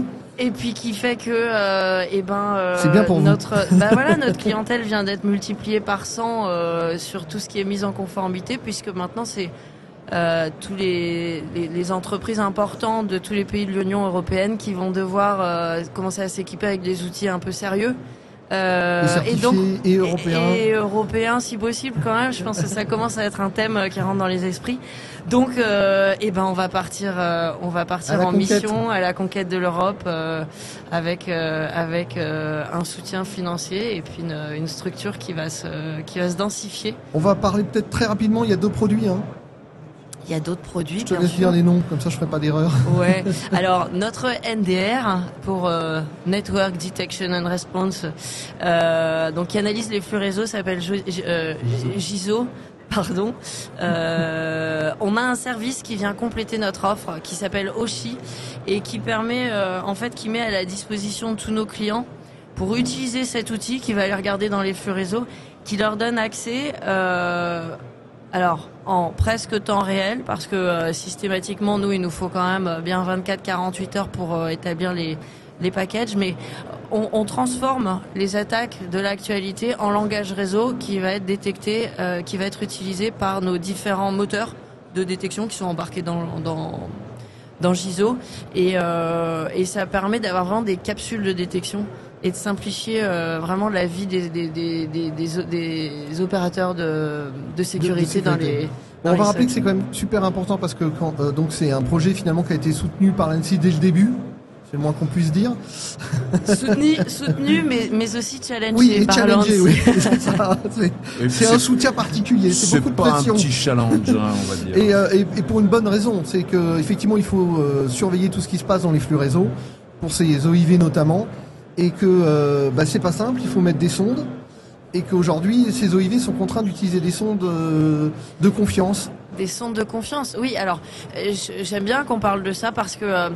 En fait, l'ANSSI a mis en application la loi de programmation militaire et ce qui était un peu nouveau, ça a été de dire aux organismes les plus importants de l'État, ceux qui ne doivent pas défaillir, ceux qui peuvent mettre en péril quand même un peu la souveraineté s'il y a une grosse attaque et que certains services ne fonctionnent plus, vous allez commencer, pour vous sécuriser, par déployer justement des outils d'analyse de flux réseau, parce que effectivement, ça j'en suis convaincue et je crois que le marché est en train d'adhérer, de découvrir qu'il y a un vrai intérêt à le faire.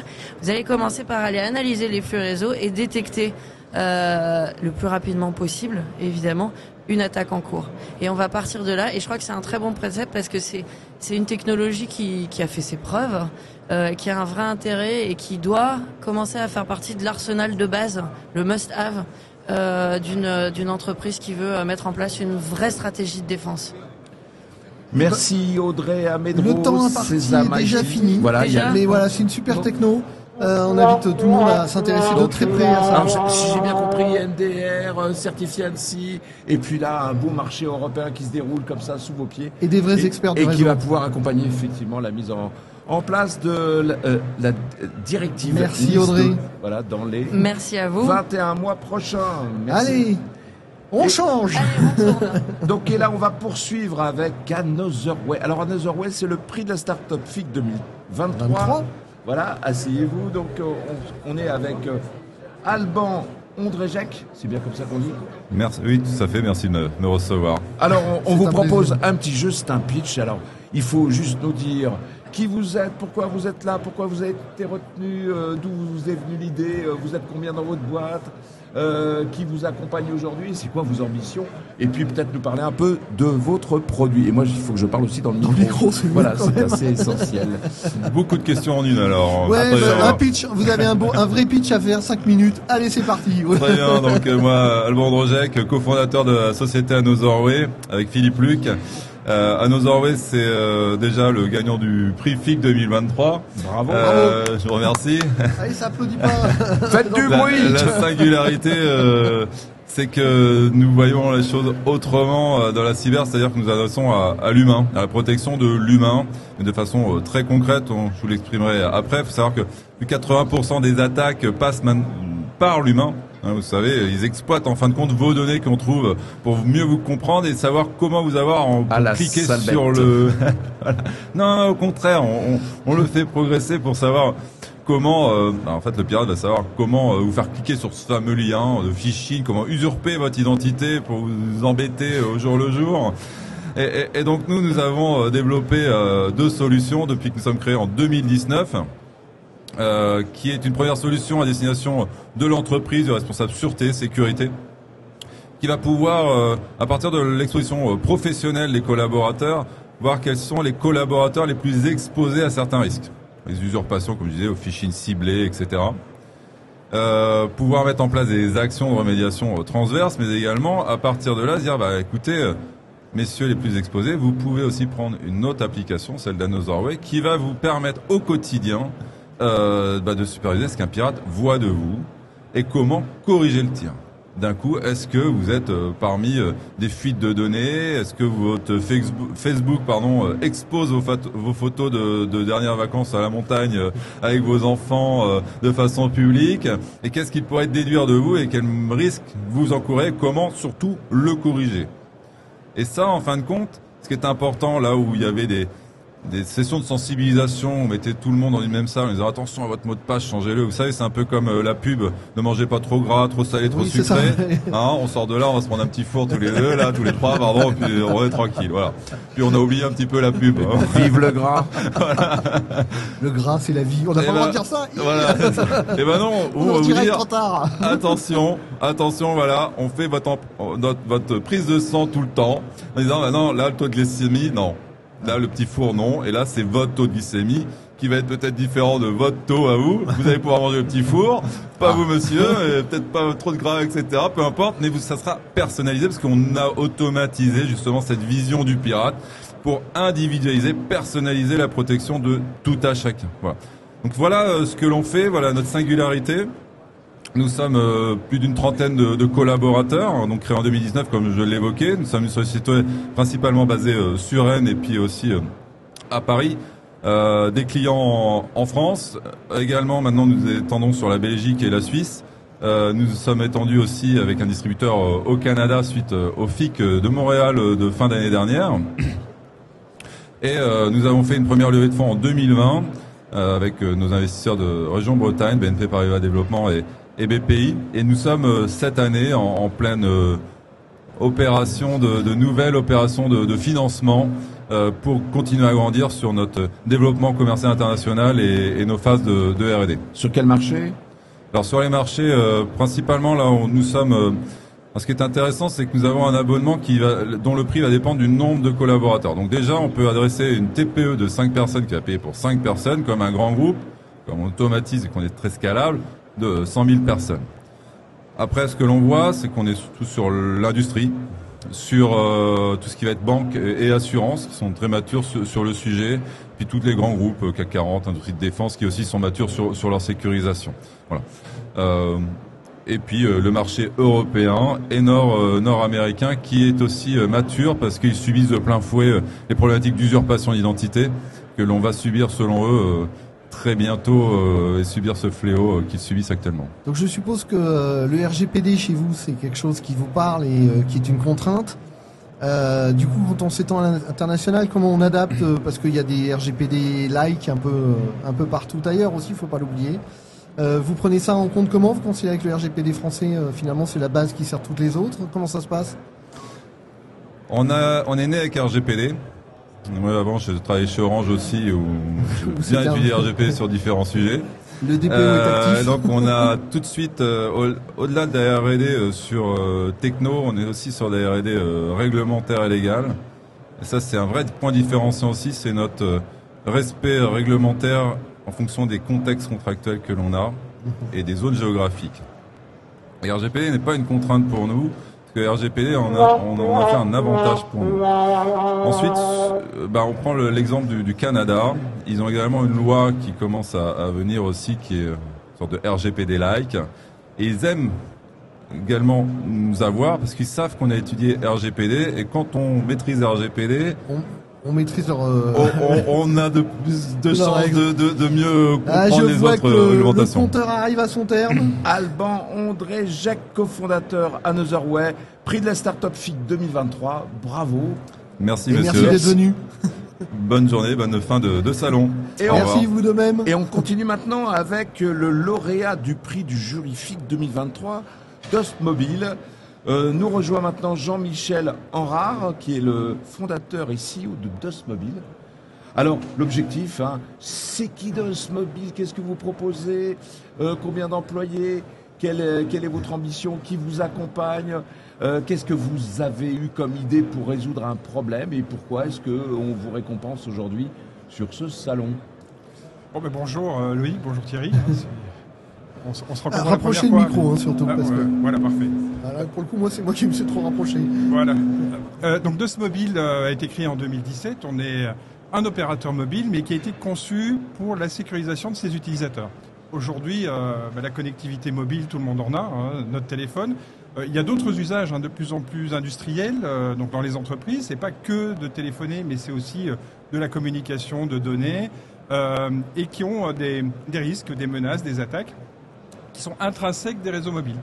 Donc le sujet de Dust Mobile, c'était de dire est-ce qu'on peut protéger contre ces différentes attaques dans les couches basses de transport et venir compléter la surface de risque. En fait, la cyber, ce n'est jamais que de réduire une surface de risque. On la réduit jamais complètement, on aimerait, mais c'est pas le cas. Et d'un autre côté, la surface n'arrête pas de s'étendre. Exactement. Et donc nous, on est vraiment concentré sur la protection du transport, de la transmission mobile. Donc 2017, la création, 4 ans de R&D avant d'avoir un premier produit. On a été accompagné par une première levée de fonds en 2020 où on a eu Tikeo avec le fonds Brienne 3 et Omnes. On vient de refaire une levée de fonds il y a quelques mois, il y a 5 mois, où les 2 investisseurs premiers nous ont accompagnés à nouveau. Et un troisième fonds qui est le fonds de l'Agence Innovation Défense, le fonds d'innovation Défense, qui est piloté et administré par la BPI. C'était une levée de 12 millions. Donc significativement pour passer à l'échelle, parce que on a un produit qui est utilisé aujourd'hui, qui est mature. Moitié de nos clients, c'est de l'étatique, moitié, c'est des grandes entreprises. Et les cas d'usage, c'est la protection des communications sensibles de tous les personnels exposés. Ça va de la tête de l'entreprise ou de l'organisation jusqu'à le collaborateur qui a à traiter sur le territoire métropolitain ou à l'autre bout du monde des informations sensibles. Mais ça va aussi sur comment on protège le pilotage à distance d'une chaîne de production industrielle qui est critique, sensible. Donc on a vraiment toute une chaîne de sécurité. Le grand avantage de Dust Mobile, c'est qu'on est agnostique sur l'équipement. Donc tous les équipements vont bien et on est agnostique sur les applications. Alors le secret, c'est une carte SIM. On a redéveloppé... On a un effet. Il y a un effet Larsen. C'est moi? C'est le mien? C'est mon voilà. micro? Ah, c'est mon micro qui délire. Désolé, on vous a interrompu. Non, mais pas de problème. Donc, le secret, c'est une carte SIM qu'on a redesignée, qui est dans notre jargon durci, maîtrisé, mais qui va nous permettre, en temps réel, de superviser l'usage qui est fait à distance et de pouvoir prévenir les utilisateurs s'il y a des attaques en cours. Donc, 2 avantages dans l'utilisation de Dust. Un avantage de résilience. On va apporter une meilleure connectivité partout dans le monde. Aujourd'hui, on a 734 opérateurs mobiles, réseaux mobiles, radio partenaires. Donc notre carte SIM va pouvoir borner dans le monde entier de la même manière et on va superviser cette sécurité et ramener tout ce trafic-là sur un environnement connu, nos cœurs de réseau. Et c'est là où on va décider de ce qu'on fait. Donc premier avantage, c'est de la résilience, de la connectivité partout et accompagner tous les modes d'usage partout. Deuxième, c'est le fait de pouvoir piloter sa flotte de cartes SIM et en temps réel d'avoir toutes les menaces. Et donc pour un RSSI, un CISO, un responsable opérationnel, il va avoir une visibilité en temps réel et en fait une garantie de maintien en conditions opérationnelles, de continuité de service ou de remontée d'alerte s'il s'agit des cadres dirigeants ou des personnels dont on parlait tout à l'heure ou d'une chaîne de production. Et vous avez le droit de citer quelques clients ou pas? Jamais. On ne cite jamais de clients. Mais vous en avez quand même. Pardon? Vous en avez quand même. Ah oui, on en a un grand nombre. Aujourd'hui, l'équipe, c'est combien de personnes aujourd'hui en R&D et en... Donc on a un peu plus d'une vingtaine de personnes aujourd'hui, on a 20 postes ouverts, donc on devrait être 47 si on suit notre planning à la fin de cette année, 60 début de l'année prochaine, répartis sur 2 sites, un site à Paris et un site en province. Où ça, en province? À côté d'Évreux. À côté d'Évreux. Et donc c'est notre site historique. Dans le cadre, nous étions hébergés dans le cadre de la Smart Base sur la base aérienne 105, qui était une initiative du ministère des Armées, de l'air et de l'espace, et qui s'est étendue aujourd'hui. Donc on a vraiment cette dualité, et nous sommes une technologie duale qui sert aussi bien des intérêts étatiques et souverains que des grandes entreprises exposées. Pas de particuliers, on ne fournit pas de carte SIM aux particuliers. On comprendra pourquoi. Ouais. C'est pas tout à fait le même marché. Et vos ambitions à l'international? Donc aujourd'hui, on est présent en France et en Belgique. On a 2 cœurs de réseau et on a annoncé cette année, puisque le financement qu'on vient de recevoir, c'est du passage à l'échelle, puisqu'on a une solution qui fonctionne bien. On ouvre en Allemagne, en Espagne et en Grande-Bretagne. Donc priorité à l'Europe. Priorité à l'Europe, oui. On a déjà aujourd'hui des clients en dehors de l'Europe. On fait 50% de nos chiffres d'affaires et des clients sont en Europe, 30% en Amérique du Nord, 20% dans le reste du monde. Mais aujourd'hui, on se concentre sur les pays européens avec une dimension, en tout cas locale, de souveraineté, de maîtrise de l'information, déjà dans le pays où nos clients se trouvent. Donc merci Jean-Michel Enrard. Donc je rappelle, vous êtes le fondateur et CEO de Dust Mobile. Vous êtes le lauréat du prix FIC 2023 du prix jury 2023, pardon, attention. Et donc vous présentez comme leader de la protection de la résilience des communications mobiles, sensible au service des acteurs publics et privés. Parfait, mille merci. Merci bonne journée beaucoup. À vous. Et puis bonne fin de salon. À vous également. Donc Merci. alors là, je vais essayer de pas bugger. Donc on va recevoir un représentant d'Astran, qui est lauréat du prix coup de cœur du jury FIC 2023. Ex aequo. Voilà, le premier des 2 lauréats. Et nous sommes avec. Et c'est vous les premiers. Alors, j'essaye de ne pas écorcher votre prénom. Yaya Geraya. Voilà. Et vous êtes donc le cofondateur et CEO d'Astran. Alors, pareil, même question. Alors, ça vous est venu pourquoi? Alors, pourquoi, comment, avec qui vous accompagne? Vous voulez aller où? Et au fond, qu'est-ce que vous apportez comme solution qui a été aujourd'hui effectivement récompensée déjà depuis plusieurs semaines et puis aujourd'hui qui est mis en lumière depuis 3 jours au sein de ce salon? Écoutez, merci beaucoup. Nous sommes 3 cofondateurs et nous avons créé Astran avec pour mission de ne pas avoir à choisir entre confidentialité et utiliser le cloud pour nos données. Et donc le mécanisme aujourd'hui, c'est si je vous dis vous avez de la donnée confidentielle, vous souhaitez l'utiliser ou la mettre sur le cloud, vous allez me dire il faut la chiffrer. Et qui dit chiffrer dit clé de chiffrement et on déporte une certaine, on va dire, tension ou sensibilité maintenant sur les clés. Qu'est-ce qu'on fait avec les clés? Et là on s'était dit, et si on trouvait un autre paradigme qui permettait d'aller à la source? Nous ce qu'on souhaite faire c'est protéger la donnée elle-même. Et bien est-ce qu'on ne pouvait pas protéger la donnée très simplement et en supprimant cette notion de clé? Ce qui amène une grande facilité dans l'usage, dans l'adoption, dans le move to the cloud, dans toute cette typologie de projet, mais on est maître de la donnée. Et maître des clés. Et du coup, on n'a plus de clés. Il n'y a plus de clés. Tout l'intérêt il n'y a plus de clés. Il n'y a plus de clés. Et alors du coup, très souvent, la première question, c'est attendez, comment vous faites pour avoir une donnée qui est protégée et sans clé? Et c'est là où on a trouvé des mécanismes, c'est de la cryptographie poussée. Il y a plusieurs algorithmes, on a une équipe R&D là-dessus. Donc c'est vous le maître des clés, au fond? Mais non, il y en a plus. On a toujours sans clé. Ah, j'ai perdu les clés. Bon, c'est quoi la clé? Alors c'est quoi la clé du coup? La clé est la chose suivante, c'est que c'est une API comme une autre pour stocker des objets, de la donnée, peu importe leur structure, leur format, d'accord, et leur volume en même temps. Le concept est que cette API peut recevoir de la donnée, peut la mettre à disposition, partager entre des utilisateurs. Si on est autorisé de rentrer par cette API, la première chose qu'on va faire, c'est on va faire un shuffle sur la donnée. On va faire un encodage. Derrière cet encodage-là, on va le fragmenter en petits morceaux pour aller stocker chacun de ces fragments chez un cloud provider différent. C'est éparpillé façon puzzle? C'est ça. C'est ne pas mettre tous les œufs dans le même panier. Et donc du coup, chacun des fournisseurs a un morceau qui ne sert à rien. C'est vraiment du bruit dans le sens informatique du terme. Il ne peut pas être exploité, il ne peut pas être vendu, il ne peut pas être lu. On va dire, on neutralise tout un ensemble d'éléments comme ça. Et on a rajouté une intelligence dans cette fragmentation qui dit on veut combien de fragments au total et combien de fragments au minimum pour pouvoir reconstituer. Ça permet de dire si j'ai un cloud entier qui est indisponible ou si ça a été ransomwareisé. On est toujours dans une continuité d'information sans avoir du tout une notion de perte ou de fuite de la donnée. Et c'est là où on s'amuse un cran plus loin, parce que tant qu'on y est, autant s'amuser jusqu'au bout.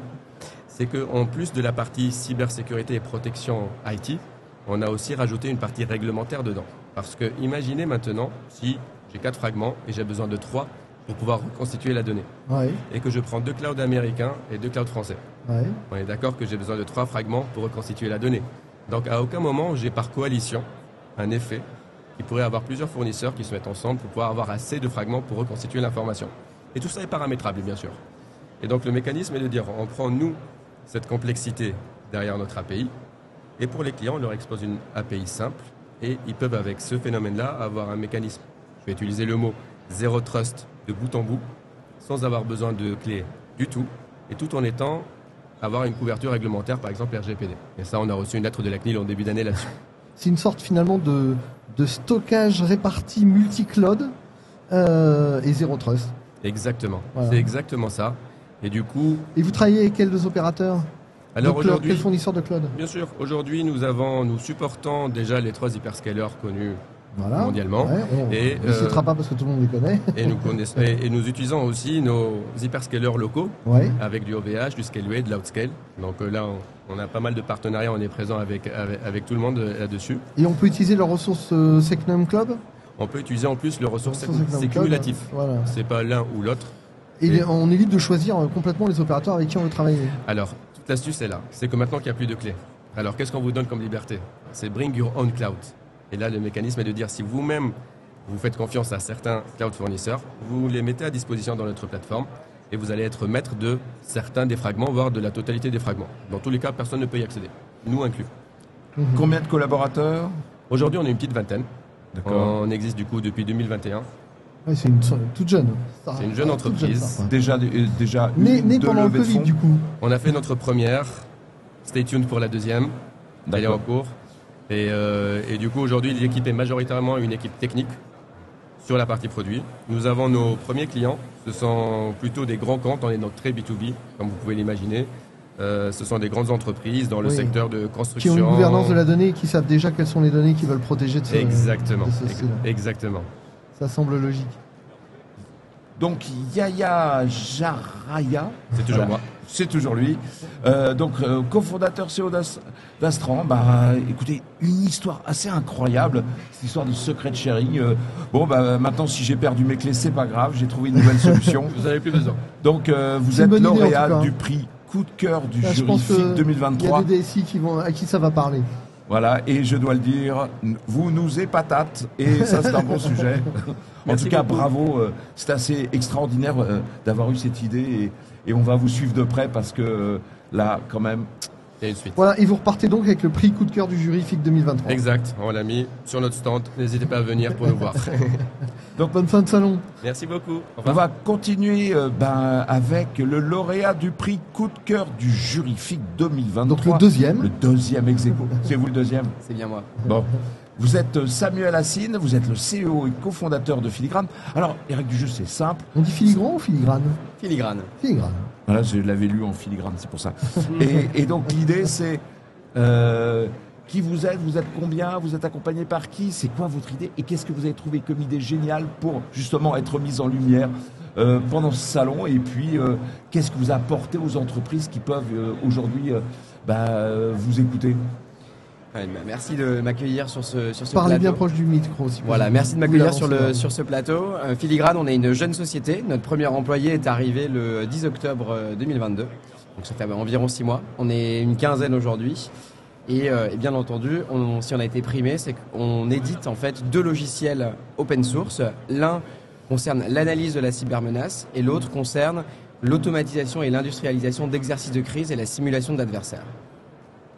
Donc c'est une belle idée. Donc c'est plutôt une belle idée. Et l'objectif, c'est qu'on se positionne plutôt dans l'anticipation des menaces. Ouais. C'est-à-dire, avec la première plateforme, vous pouvez capitaliser et représenter l'ensemble des informations sur les menaces informatiques qui pourraient cibler votre organisation ou votre secteur d'activité. Et le deuxième produit sert à en fait prendre ces données-là et les actionner véritablement pour faire ce qu'on appelle des stress tests. Du coup, parlez-nous un peu de comment est née l'entreprise, d'où ont émergé les idées et des gens avec qui vous collaborez en termes de financement.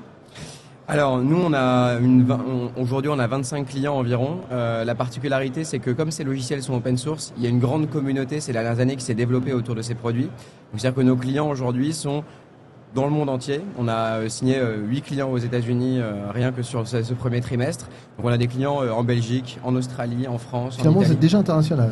Voilà, donc on fait. Alors c'est pas évident tous les jours voilà, on a des géographies de prédilection, mais effectivement on est déjà très international. Et sinon donc les clients qu'on a aujourd'hui et qu'on peut citer, on peut citer New York City, Hermès, Marriott, ce type de Des grosses clients. marques, Donc des plutôt- grosses boîtes. C'est votre priorité, c'est le marché des grosses entreprises. Notre priorité aujourd'hui, enfin, les plateformes s'adressent quand même à des équipes cybersécurité qui sont assez matures. En revanche, les plateformes peuvent aussi s'adresser à des équipes qui potentiellement sont sous management, par exemple, comme on dit sur les MSSP ou des services managés. Donc là, plutôt sur le marché ETI. Et là, on voit arriver effectivement un autre marché qui s'ouvre en raison de dérégulation et de la standardisation qui s'effectue et qui nécessite maintenant, même pour des petites entreprises, de commencer à faire un peu d'analyse de la menace et de comprendre un peu leur environnement de menace. Quand on dit NIS 2, quand on dit nécessité d'anticiper les risques et tout, forcément vous vous sentez très concerné. C'est un marché qui est en train d'éclater là. Absolument, absolument. Et c'est un marché qui, ces 10 dernières, a vraiment émergé il y a une dizaine d'années et qui aujourd'hui est véritablement en train de prendre énormément d'ampleur. Et puis, dans le domaine de la cybersécurité et notamment de l'analyse de la menace, on dit souvent qu'on ne peut rien faire tout seul. On a toujours un bout du puzzle et on a besoin de collaborer avec d'autres entités. Donc on voit émerger aussi une structuration sectorielle avec des entreprises du secteur de l'énergie qui discutent ensemble, des entreprises du secteur bancaire qui discutent ensemble. Et donc elles ont besoin aussi d'outils pour standardiser et échanger ces informations. L'open source, c'est une philosophie de départ. Oui. C'est vraiment une volonté de départ. C'est une de nos valeurs phares et corps. Et la plupart, et d'ailleurs l'ensemble de l'équipe nous a aussi rejoint pour ces valeurs qu'on défend. Alors bien entendu, Filigrane doit vivre entre guillemets. Donc on a un modèle et un business model qui est un peu particulier. Mais effectivement, l'open source, ça fait vraiment partie de nos valeurs. Et la dernière chose que je peux dire par rapport à ça, c'est que c'est ce qui nous a permis en fait d'être aussi performants aujourd'hui, c'est de suivre en fait le chemin de crête en haut de la montagne entre d'un côté tous les retours qu'on a de notre communauté et tout ce qui nous alimente et tout ce qui vient en fait de cette ouverture là, et de l'autre côté évidemment la vision est là où on a envie d'emmener nos produits. Vous avez évoqué votre mécanisme de vente commerciale. Vous disiez qu'il était particulier. C'est quoi la particularité ?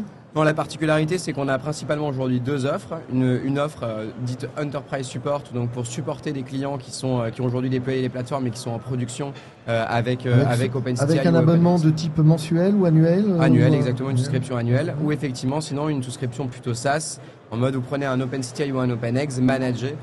Et c'est Filigrane qui gère de bout en bout en fait le maintien en condition opérationnelle de votre plateforme. Et vous travaillez avec des partenaires particuliers pour toute la partie managée justement ? Oui, on travaille, évidemment on travaille beaucoup avec des partenaires, donc Orange Cyberdéfense, les classiques qu'on connaît, Intrinsec également, Wavestone aussi beaucoup en Europe, et on travaille avec Deloitte en France et en Australie. On n'a pas évoqué combien de collaborateurs 15 aujourd'hui. On l'a dit au début. On est 15 et l'objectif c'est d'être à environ 30 à la fin de l'année.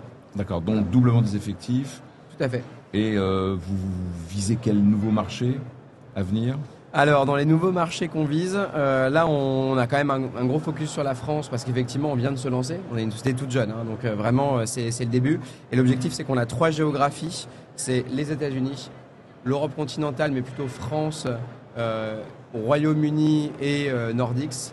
Et l'Australie, qui est un gros marché pour nous parce qu'on a déjà plusieurs clients et pas mal de références là-bas. Samuel Assine, CEO et cofondateur de Filigrane, était Merci avec beaucoup. nous ce midi. Donc je rappelle, vous êtes le lauréat du prix Coup de cœur du jury FIC 2023, ex aequo. Mais vous êtes aussi, donc vous l'avez rappelé, à la tête de 2 plateformes, une solution d'analyse de cybermenaces et un outil d'industrialisation et d'automatisation des exercices de crise et de simulation d'attaques informatiques. Et on ne le répétera pas assez, des solutions open source. Absolument. Il y a une 3e plateforme qui est en cours, c'est aussi une open source ? Oui. Parfait. Merci beaucoup. Merci Samuel Assine. Bon, mon cher Louis. Ça y est, on a fait le tour ? Absolument. C'est extraordinaire. Voilà. Bon, on citera qu'il y a quand même, le FIC a quand même récompensé une 5e startup qui n'est pas là aujourd'hui, qui est, dont les responsables ne sont pas là aujourd'hui parce qu'on arrive sur la dernière journée du salon et on n'a pas pu les rencontrer avant. C'est OneKey qui est le lauréat du prix OT et qui a une plateforme qui permet d'analyser de manière autonome les micro-logiciels et firmware de tous ces équipements OT. Et on a maintenant un invité prestigieux qui n'a pas de langue de bois. On va pouvoir lui poser des questions qui fâchent même.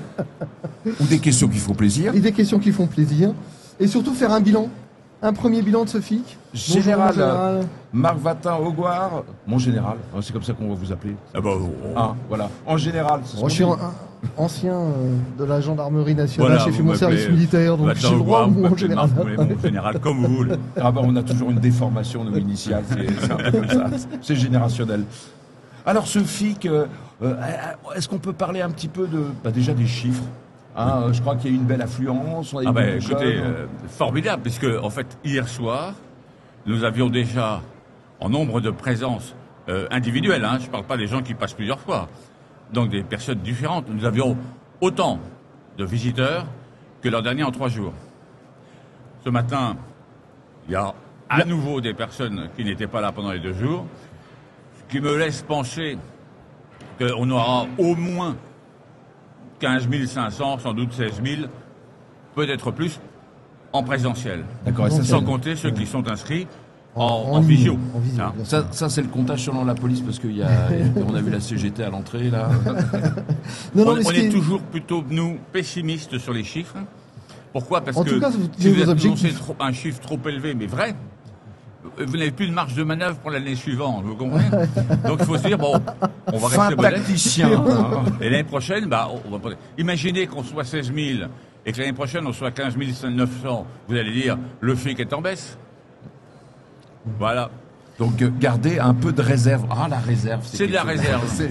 C'est fantastique. Alors, c'est un FIC un peu particulier parce qu'il y a eu une petite histoire un peu avec, Le ministère de l'Intérieur et le ministère des Armées qui ont décidé de ne pas faire officiellement le déplacement. Vous voyez comment cette situation? On a vu que ça n'a pas vraiment gêné l'influence du FIC, ça c'est sûr. Écoutez, Certains étaient probablement en civil. ça n'a posé aucun problème au FIC. Voilà. Il n'y a aucun trou. Non, c'est vrai. Tous les stands sont comblés. Nous avons eu Thierry Breton, commissaire européen, qui est venu. Et qui n'est pas venu pour dire bonjour, il est venu pour faire un discours. Bon, vous Il y avez a eu des noté ministres qu'il m'a étrangers salué, aussi. puisque Oui. nous avons travaillé ensemble il y a 20 ans. C'est pas pour moi qu'il est venu. C'est parce qu'il sait très bien que le FIC est un événement européen majeur. Et que quand on a un discours sur la souveraineté numérique européenne, sur la stratégie européenne, eh bien, on l'accompagne par des gestes. Eh bien, les gestes, c'est quand on vient au FIC, on montre que le discours est en cohérence avec la réalité, avec le comportement. Quand nous avons l'ambassadrice numérique des Pays-Bas, pas rien. Le ministre de la Défense Belgique, le ministre de la Défense de la Suède, le vice-ministre numérique du Canada. Attendez, moi je dis c'est formidable. Et je ne vous parle pas des délégations étrangères de haut niveau venant du Liban, venant d'autres pays. La Suisse qui est là, le Luxembourg qui est là, le Canada massivement. Donc, mais je suis un homme heureux. Mais je suis un homme heureux. Je suis un homme qui dit mission accomplie. Et quelle est ma mission, moi? C'était d'accueillir ceux qui sont venus. Eh ben, j'étais là, je les ai salués, je suis allé voir dans les stands, et tout le monde est content. Et tout le monde a dit, on revient. Non seulement à Lille, mais à Montréal. Et l'année prochaine, à San Antonio, aux États-Unis. Donc vous voyez que, pour nous, c'est un bilan tout à fait positif. Les absents ont toujours tort.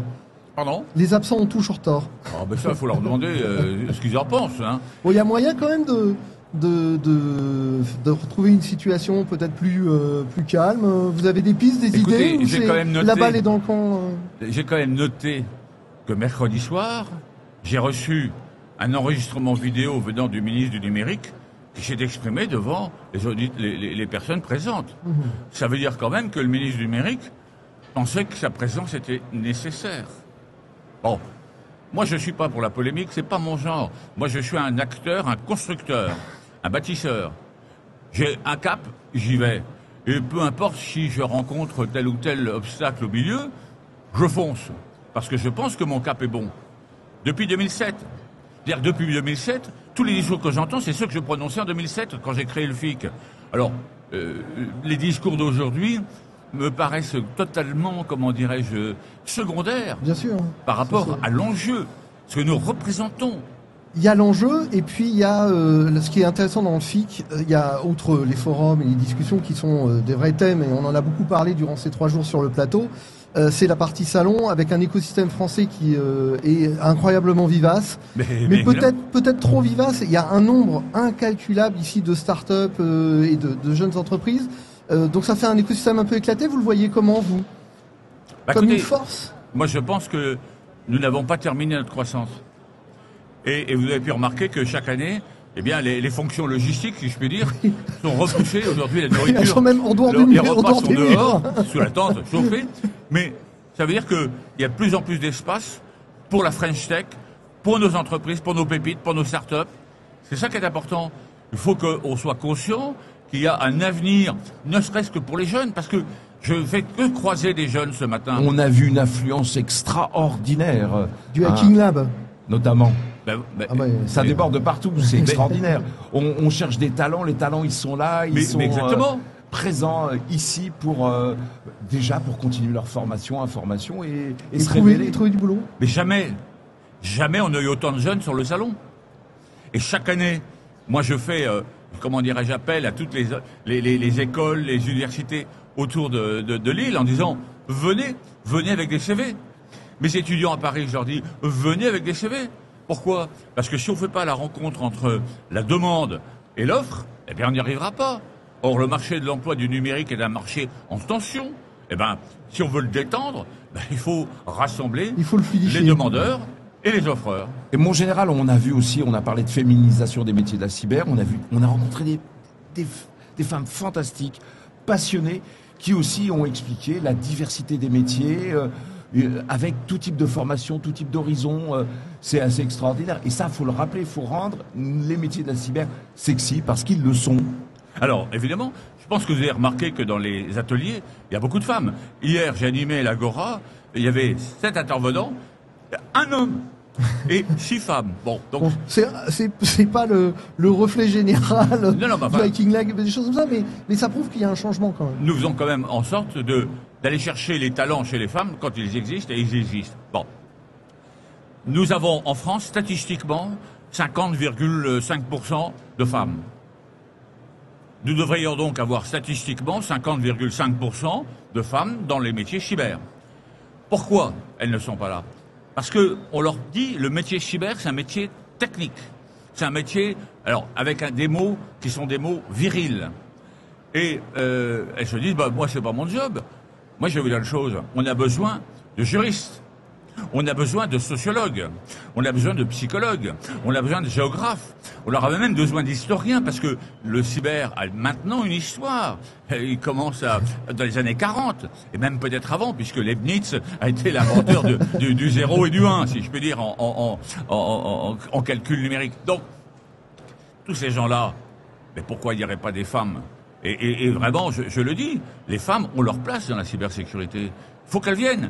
Parce que si on passe de 8 ou 9% à 50,5%, rien que par cette arrivée des femmes, on va compenser une partie de l'insuffisance de l'offre. Et si en plus on dit aux autres, aux jeunes, les enfants, tout ce qu'on vous apprend là encore, c'est pour le 19e et le 20e siècle. Il est temps qu'on vous apprenne le 21e siècle. Il est temps qu'on vous explique ce qui va se passer dans 5 ans, dans 10 ans.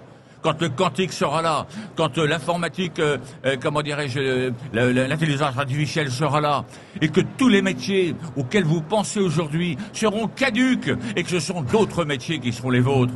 Si on vous le dit pas aujourd'hui, mais on est criminel. On est criminel. Je le dis, parce que moi, à l'université, je me bats avec un certain nombre de responsables de master qui me disent « Ah bon, pourquoi du cyber ?» Je dis « Parce que c'est demain, et tout ce qu'on leur apprend aujourd'hui, c'est déjà caduque. » Quelle passion, tout ça. Alors, autre question, le sujet, c'était aussi le cloud de confiance, de ce fameux cloud souverain. Alors, souverain, bon, ça c'est la notion plutôt d'État. Hein. Un État est souverain. Une entreprise l'est moins, elle doit être de confiance. Comment vous voyez les choses évoluer? Parce qu'on voit que l'offre se structure, on voit des acteurs français émerger, on l'a reçu ici, Alain Issarni. Et il y a eu beaucoup de débats autour de ce sujet. Petite start-up, parce que entourée que de 10 informaticiens et voulant monter effectivement en compétences. Vous voyez ça comment, cette évolution Les urgences, Alors c'est une priorité, évolution qui est compliquée parce que, si vous voulez, il faut à la fois une volonté politique et puis une capacité technologique. Alors la volonté est liée à la capacité technologique, elle se construit, c'est ça? La capacité, oui, elle se construit, mais à mon avis, elle peut se construire qu'à l'échelle de l'Europe. Et d'ailleurs, si vous reprenez le discours de Thierry Breton il y a 2 jours, il y a toute une partie justement sur la volonté à l'échelle de l'Europe de construire un cloud souverain. Alors, entendons-nous bien, le mot souverain, ça ne veut pas dire être complètement renfermé sur nous-mêmes, mais souverain, ça veut dire que c'est un cloud dans lequel on peut avoir confiance. Aujourd'hui, est-ce que je peux avoir confiance dans mes données si elles sont sur des clouds qui sont, soumis à des lois extraterritoriales? Non. Donc vous voyez bien que c'est un problème juridique. Et d'ailleurs Thierry Breton l'a dit. On va, réglementer pour faire en sorte que jamais, plus jamais, on ne puisse porter atteinte à nos données par une loi extraterritoriale. Mais il y a un gros boulot au niveau européen, on l'a vu. Voilà, on a un niveau d'exigence grâce à l'ANSSI et justement sur ces règles d'extraterritorialité. Mais en revanche, je vois qu'il y a quand même quelques petites dissensions européennes. Il va peut-être falloir essayer de trouver des terrains d'accord. D'abord, je pense que la conscience européenne est en train de se forger, si je puis dire, en raison notamment de la guerre en Ukraine. Simplement, il y a ceux qui disent il faut qu'on monte en puissance au niveau européen parce qu'il y a eu la guerre en Ukraine. Et d'autres qui disent, oui, il faut qu'on monte en puissance avec nos alliés américains parce qu'il y a la guerre en Ukraine. Bon, encore une fois, je n'ai rien contre nos alliés américains. Je suis très sensible à nos alliés américains quand je suis au cimetière de Colville, sur les places de débarquement. Quand je suis dans l'espace numérique, je suis un petit peu moins sensible. Je ne sais pas pourquoi, mais... c'est un peu de pragmatisme, tout ça. Donc, voilà. Donc, je pense qu'il faut que l'Europe, d'abord, sans se mettre à dos les alliés, l'Europe est une vraie conscience numérique partagée. Je pense que la législation européenne, même si elle met du temps à se mettre en place, vous voyez qu'elle s'accélère depuis l'arrivée de Thierry Breton comme commissaire. Et je pense que, progressivement, on aura un corpus qui va non seulement être un corpus pour l'Europe, mais un corpus sur lequel le reste du monde devra s'aligner. Par exemple, le RGPD. Vous voulez faire du business avec l'Europe. Vous êtes dans un pays étranger. Si vous n'avez pas une déclaration d'adéquation disant que votre RGPD à vous est compatible au RGPD européen, vous ne ferez pas de business. Et donc on voit tous les pays du monde aujourd'hui qui veulent continuer à travailler avec l'Europe, qui est quand même une puissance économique essentielle. Le premier marché numérique, l'a rappelé Thierry Breton. Quand on veut faire du business avec l'Europe, eh bien on doit s'aligner. Du moins, on doit avoir une législation compatible. Je pense que beaucoup de choses s'arrangeront le jour où, entre l'Europe et les États-Unis, on aura trouvé Est-ce qu'il y a moyen de trouver ce les terrain voies et d'entente moyens pour qu'il n'y ait pas d'ambiguïté dans nos relations, notamment dans le transfert de données. Est-ce que ça doit être une priorité d'essayer de changer ça? Ceci dit, c'est une priorité, relation je veux dire pourquoi. bipartite. Parce qu'aujourd'hui, qu'est-ce qui se passe? Quand vous exportez vos données à caractère personnel aux États-Unis, et vous en avez besoin dans le business, vous êtes hors la loi. Il n'y a plus de Privacy Shield, et on n'a pas encore la nouvelle décision d'adéquation. En attendant que Maximilien Schrems oui, mais est-ce qu'elle peut se concrétiser attaque devant la Cour de justice européenne. Donc oui, on est dans un système... Ouais. Mais est-ce que ça pourrait se concrétiser? Parce que finalement, tant qu'il y a le Cloud Act, on ne voit pas pour l'instant les Américains faire preuve de souplesse. L'administration Biden n'est pas responsable de Cloud Act. Je rappelle que le Cloud Act a été introduit entre la page 2001 et 2023, à 3-4 jours de la clôture de la loi de finances américaine. Personne n'était même jusqu'à la page 2000. Donc vous voyez, je crois que l'administration Biden souhaite avancer. D'ailleurs, a fait des avancées critiquées même par les services de renseignement américains en disant on va faire davantage de contrôle, on va faire une juridiction spécialisée, on va faire... Il reste quand même que tant que dans la loi américaine sur le renseignement, il y a des capacités d'aspiration globale des données, ne serait-ce qu'à la sortie ou à l'entrée, ça dépend comment on voit les choses, des câbles sous-marins, ça sera difficile. Parce que la Cour de justice européenne remettra encore les mêmes arguments sur la table. Donc, à mon avis, il va falloir qu'on aboutisse à une solution juridiquement apaisée. Et à partir de ce moment-là, ça changera quand même beaucoup de choses, y compris dans la confiance dans le cloud. Bon, c'est que vous êtes très pressé parce que vous enchaînez derrière. Je vais vous garder juste pour une dernière petite question pour finir sur des notes un peu optimistes. Le premier FIC de mémoire, le thème c'était la cybersécurité, est-ce que ça marche? Et finalement, tout le monde se disait oui, en fait, ça marche pas. 15 éditions plus tard, est-ce que pour vous la sécurité ça marche? On a vu que dans les rapports du C20 et dans les rapports de l'ANSSI, en tout cas dans les grandes entreprises, les attaques réussies avaient diminué. Il y a raison d'être optimiste? Alors, moi, j'ai tendance à dire, la cybersécurité, ça marche mieux. Ça ne marchait pas en 2008-2010. Aujourd'hui, ça marche mieux. Mais il faut aller plus loin. Parce que les grands groupes commencent à prendre conscience. Ils ont monté le problème de la cybersécurité au niveau du COMEX, c'est-à-dire en fait au niveau stratégique. Mais les grands groupes ont des sous-traitants, qui ont des sous-traitants, qui ont des sous-traitants. Donc, la première porte d'entrée est une porte d'entrée fragile si elle n'est pas cybersécurisée. Et par un effet de cascade, on peut polluer le grand groupe. Alors, aujourd'hui, il faut vraiment diffuser la pensée cybersécurité, diffuser la culture, diffuser les bonnes pratiques. Et donc, c'est un vrai travail de fond, un travail dans la profondeur. Si on ne fait pas ce travail dans la profondeur, on n'y arrivera pas. Moi, je suis plutôt optimiste. Simplement, je dis, ce qui a été fait par les armées avec Jean-Yves Le Drian a quand même porté des fruits. Ce qui a été fait par l'ANSSI a aussi porté ses fruits. Mais ce qui est fait maintenant par le ministère de l'Intérieur avec la loi sur l'orientation pour le ministère de l'Intérieur va porter ses fruits. Mais je vais vous dire une chose, on se retrouvera avant 5 ans. Pourquoi? Parce que la transformation numérique va tellement vite, les exigences vont être tellement fortes, qu'à un moment donné, on va dire c'était bien quand on a voté la loi. Maintenant, il faut qu'on regarde à nouveau, parce que il faut changer de braquet. Et ça, c'est ce qui est un peu le problème. On fait des lois pour 5 ans, et on sait qu'on fait le braquet à chaque fois qu'on se trouve au pied de la colline. Changer de braquet, nouvelles ambitions. En tout cas, nous, on vous donne rendez-vous pour la 16e édition, on espère. En tout cas, alors, Général Marc. C'est toujours le Forum international de la sécurité ou c'est devenu le Forum InCyber? Voilà, parce lequel que, on garde? Lequel des deux noms? Vous remarquerez que Forum InCyber, c'est F-I-C. Bien sûr. Voilà. InCyber, we trust. Merci mon général. Rendez-vous en le banc, comme on 2024. dit. Merci beaucoup de votre présence. Je vous en prie. Eh ben nous c'est un peu l'heure, c'est l'heure de rendre l'antenne, de clôturer. Bon, avec un petit short parce qu'il faut quand même. Alors on finit par une bonne petite petite note d'humour. Tu peux l'envoyer? Allez, c'est parti. On remercie tout le monde, tous ceux qui nous ont suivis. Merci 1000 fois. Et on espère vous retrouver. Au FIC, à l'ensemble des réalisations qui nous a accompagnés au cours de ces 3 jours. Tous les gens qui ont été là, tous les gens qui sont venus nous voir. Et toi, merci Loïc. Merci Thierry. À bientôt.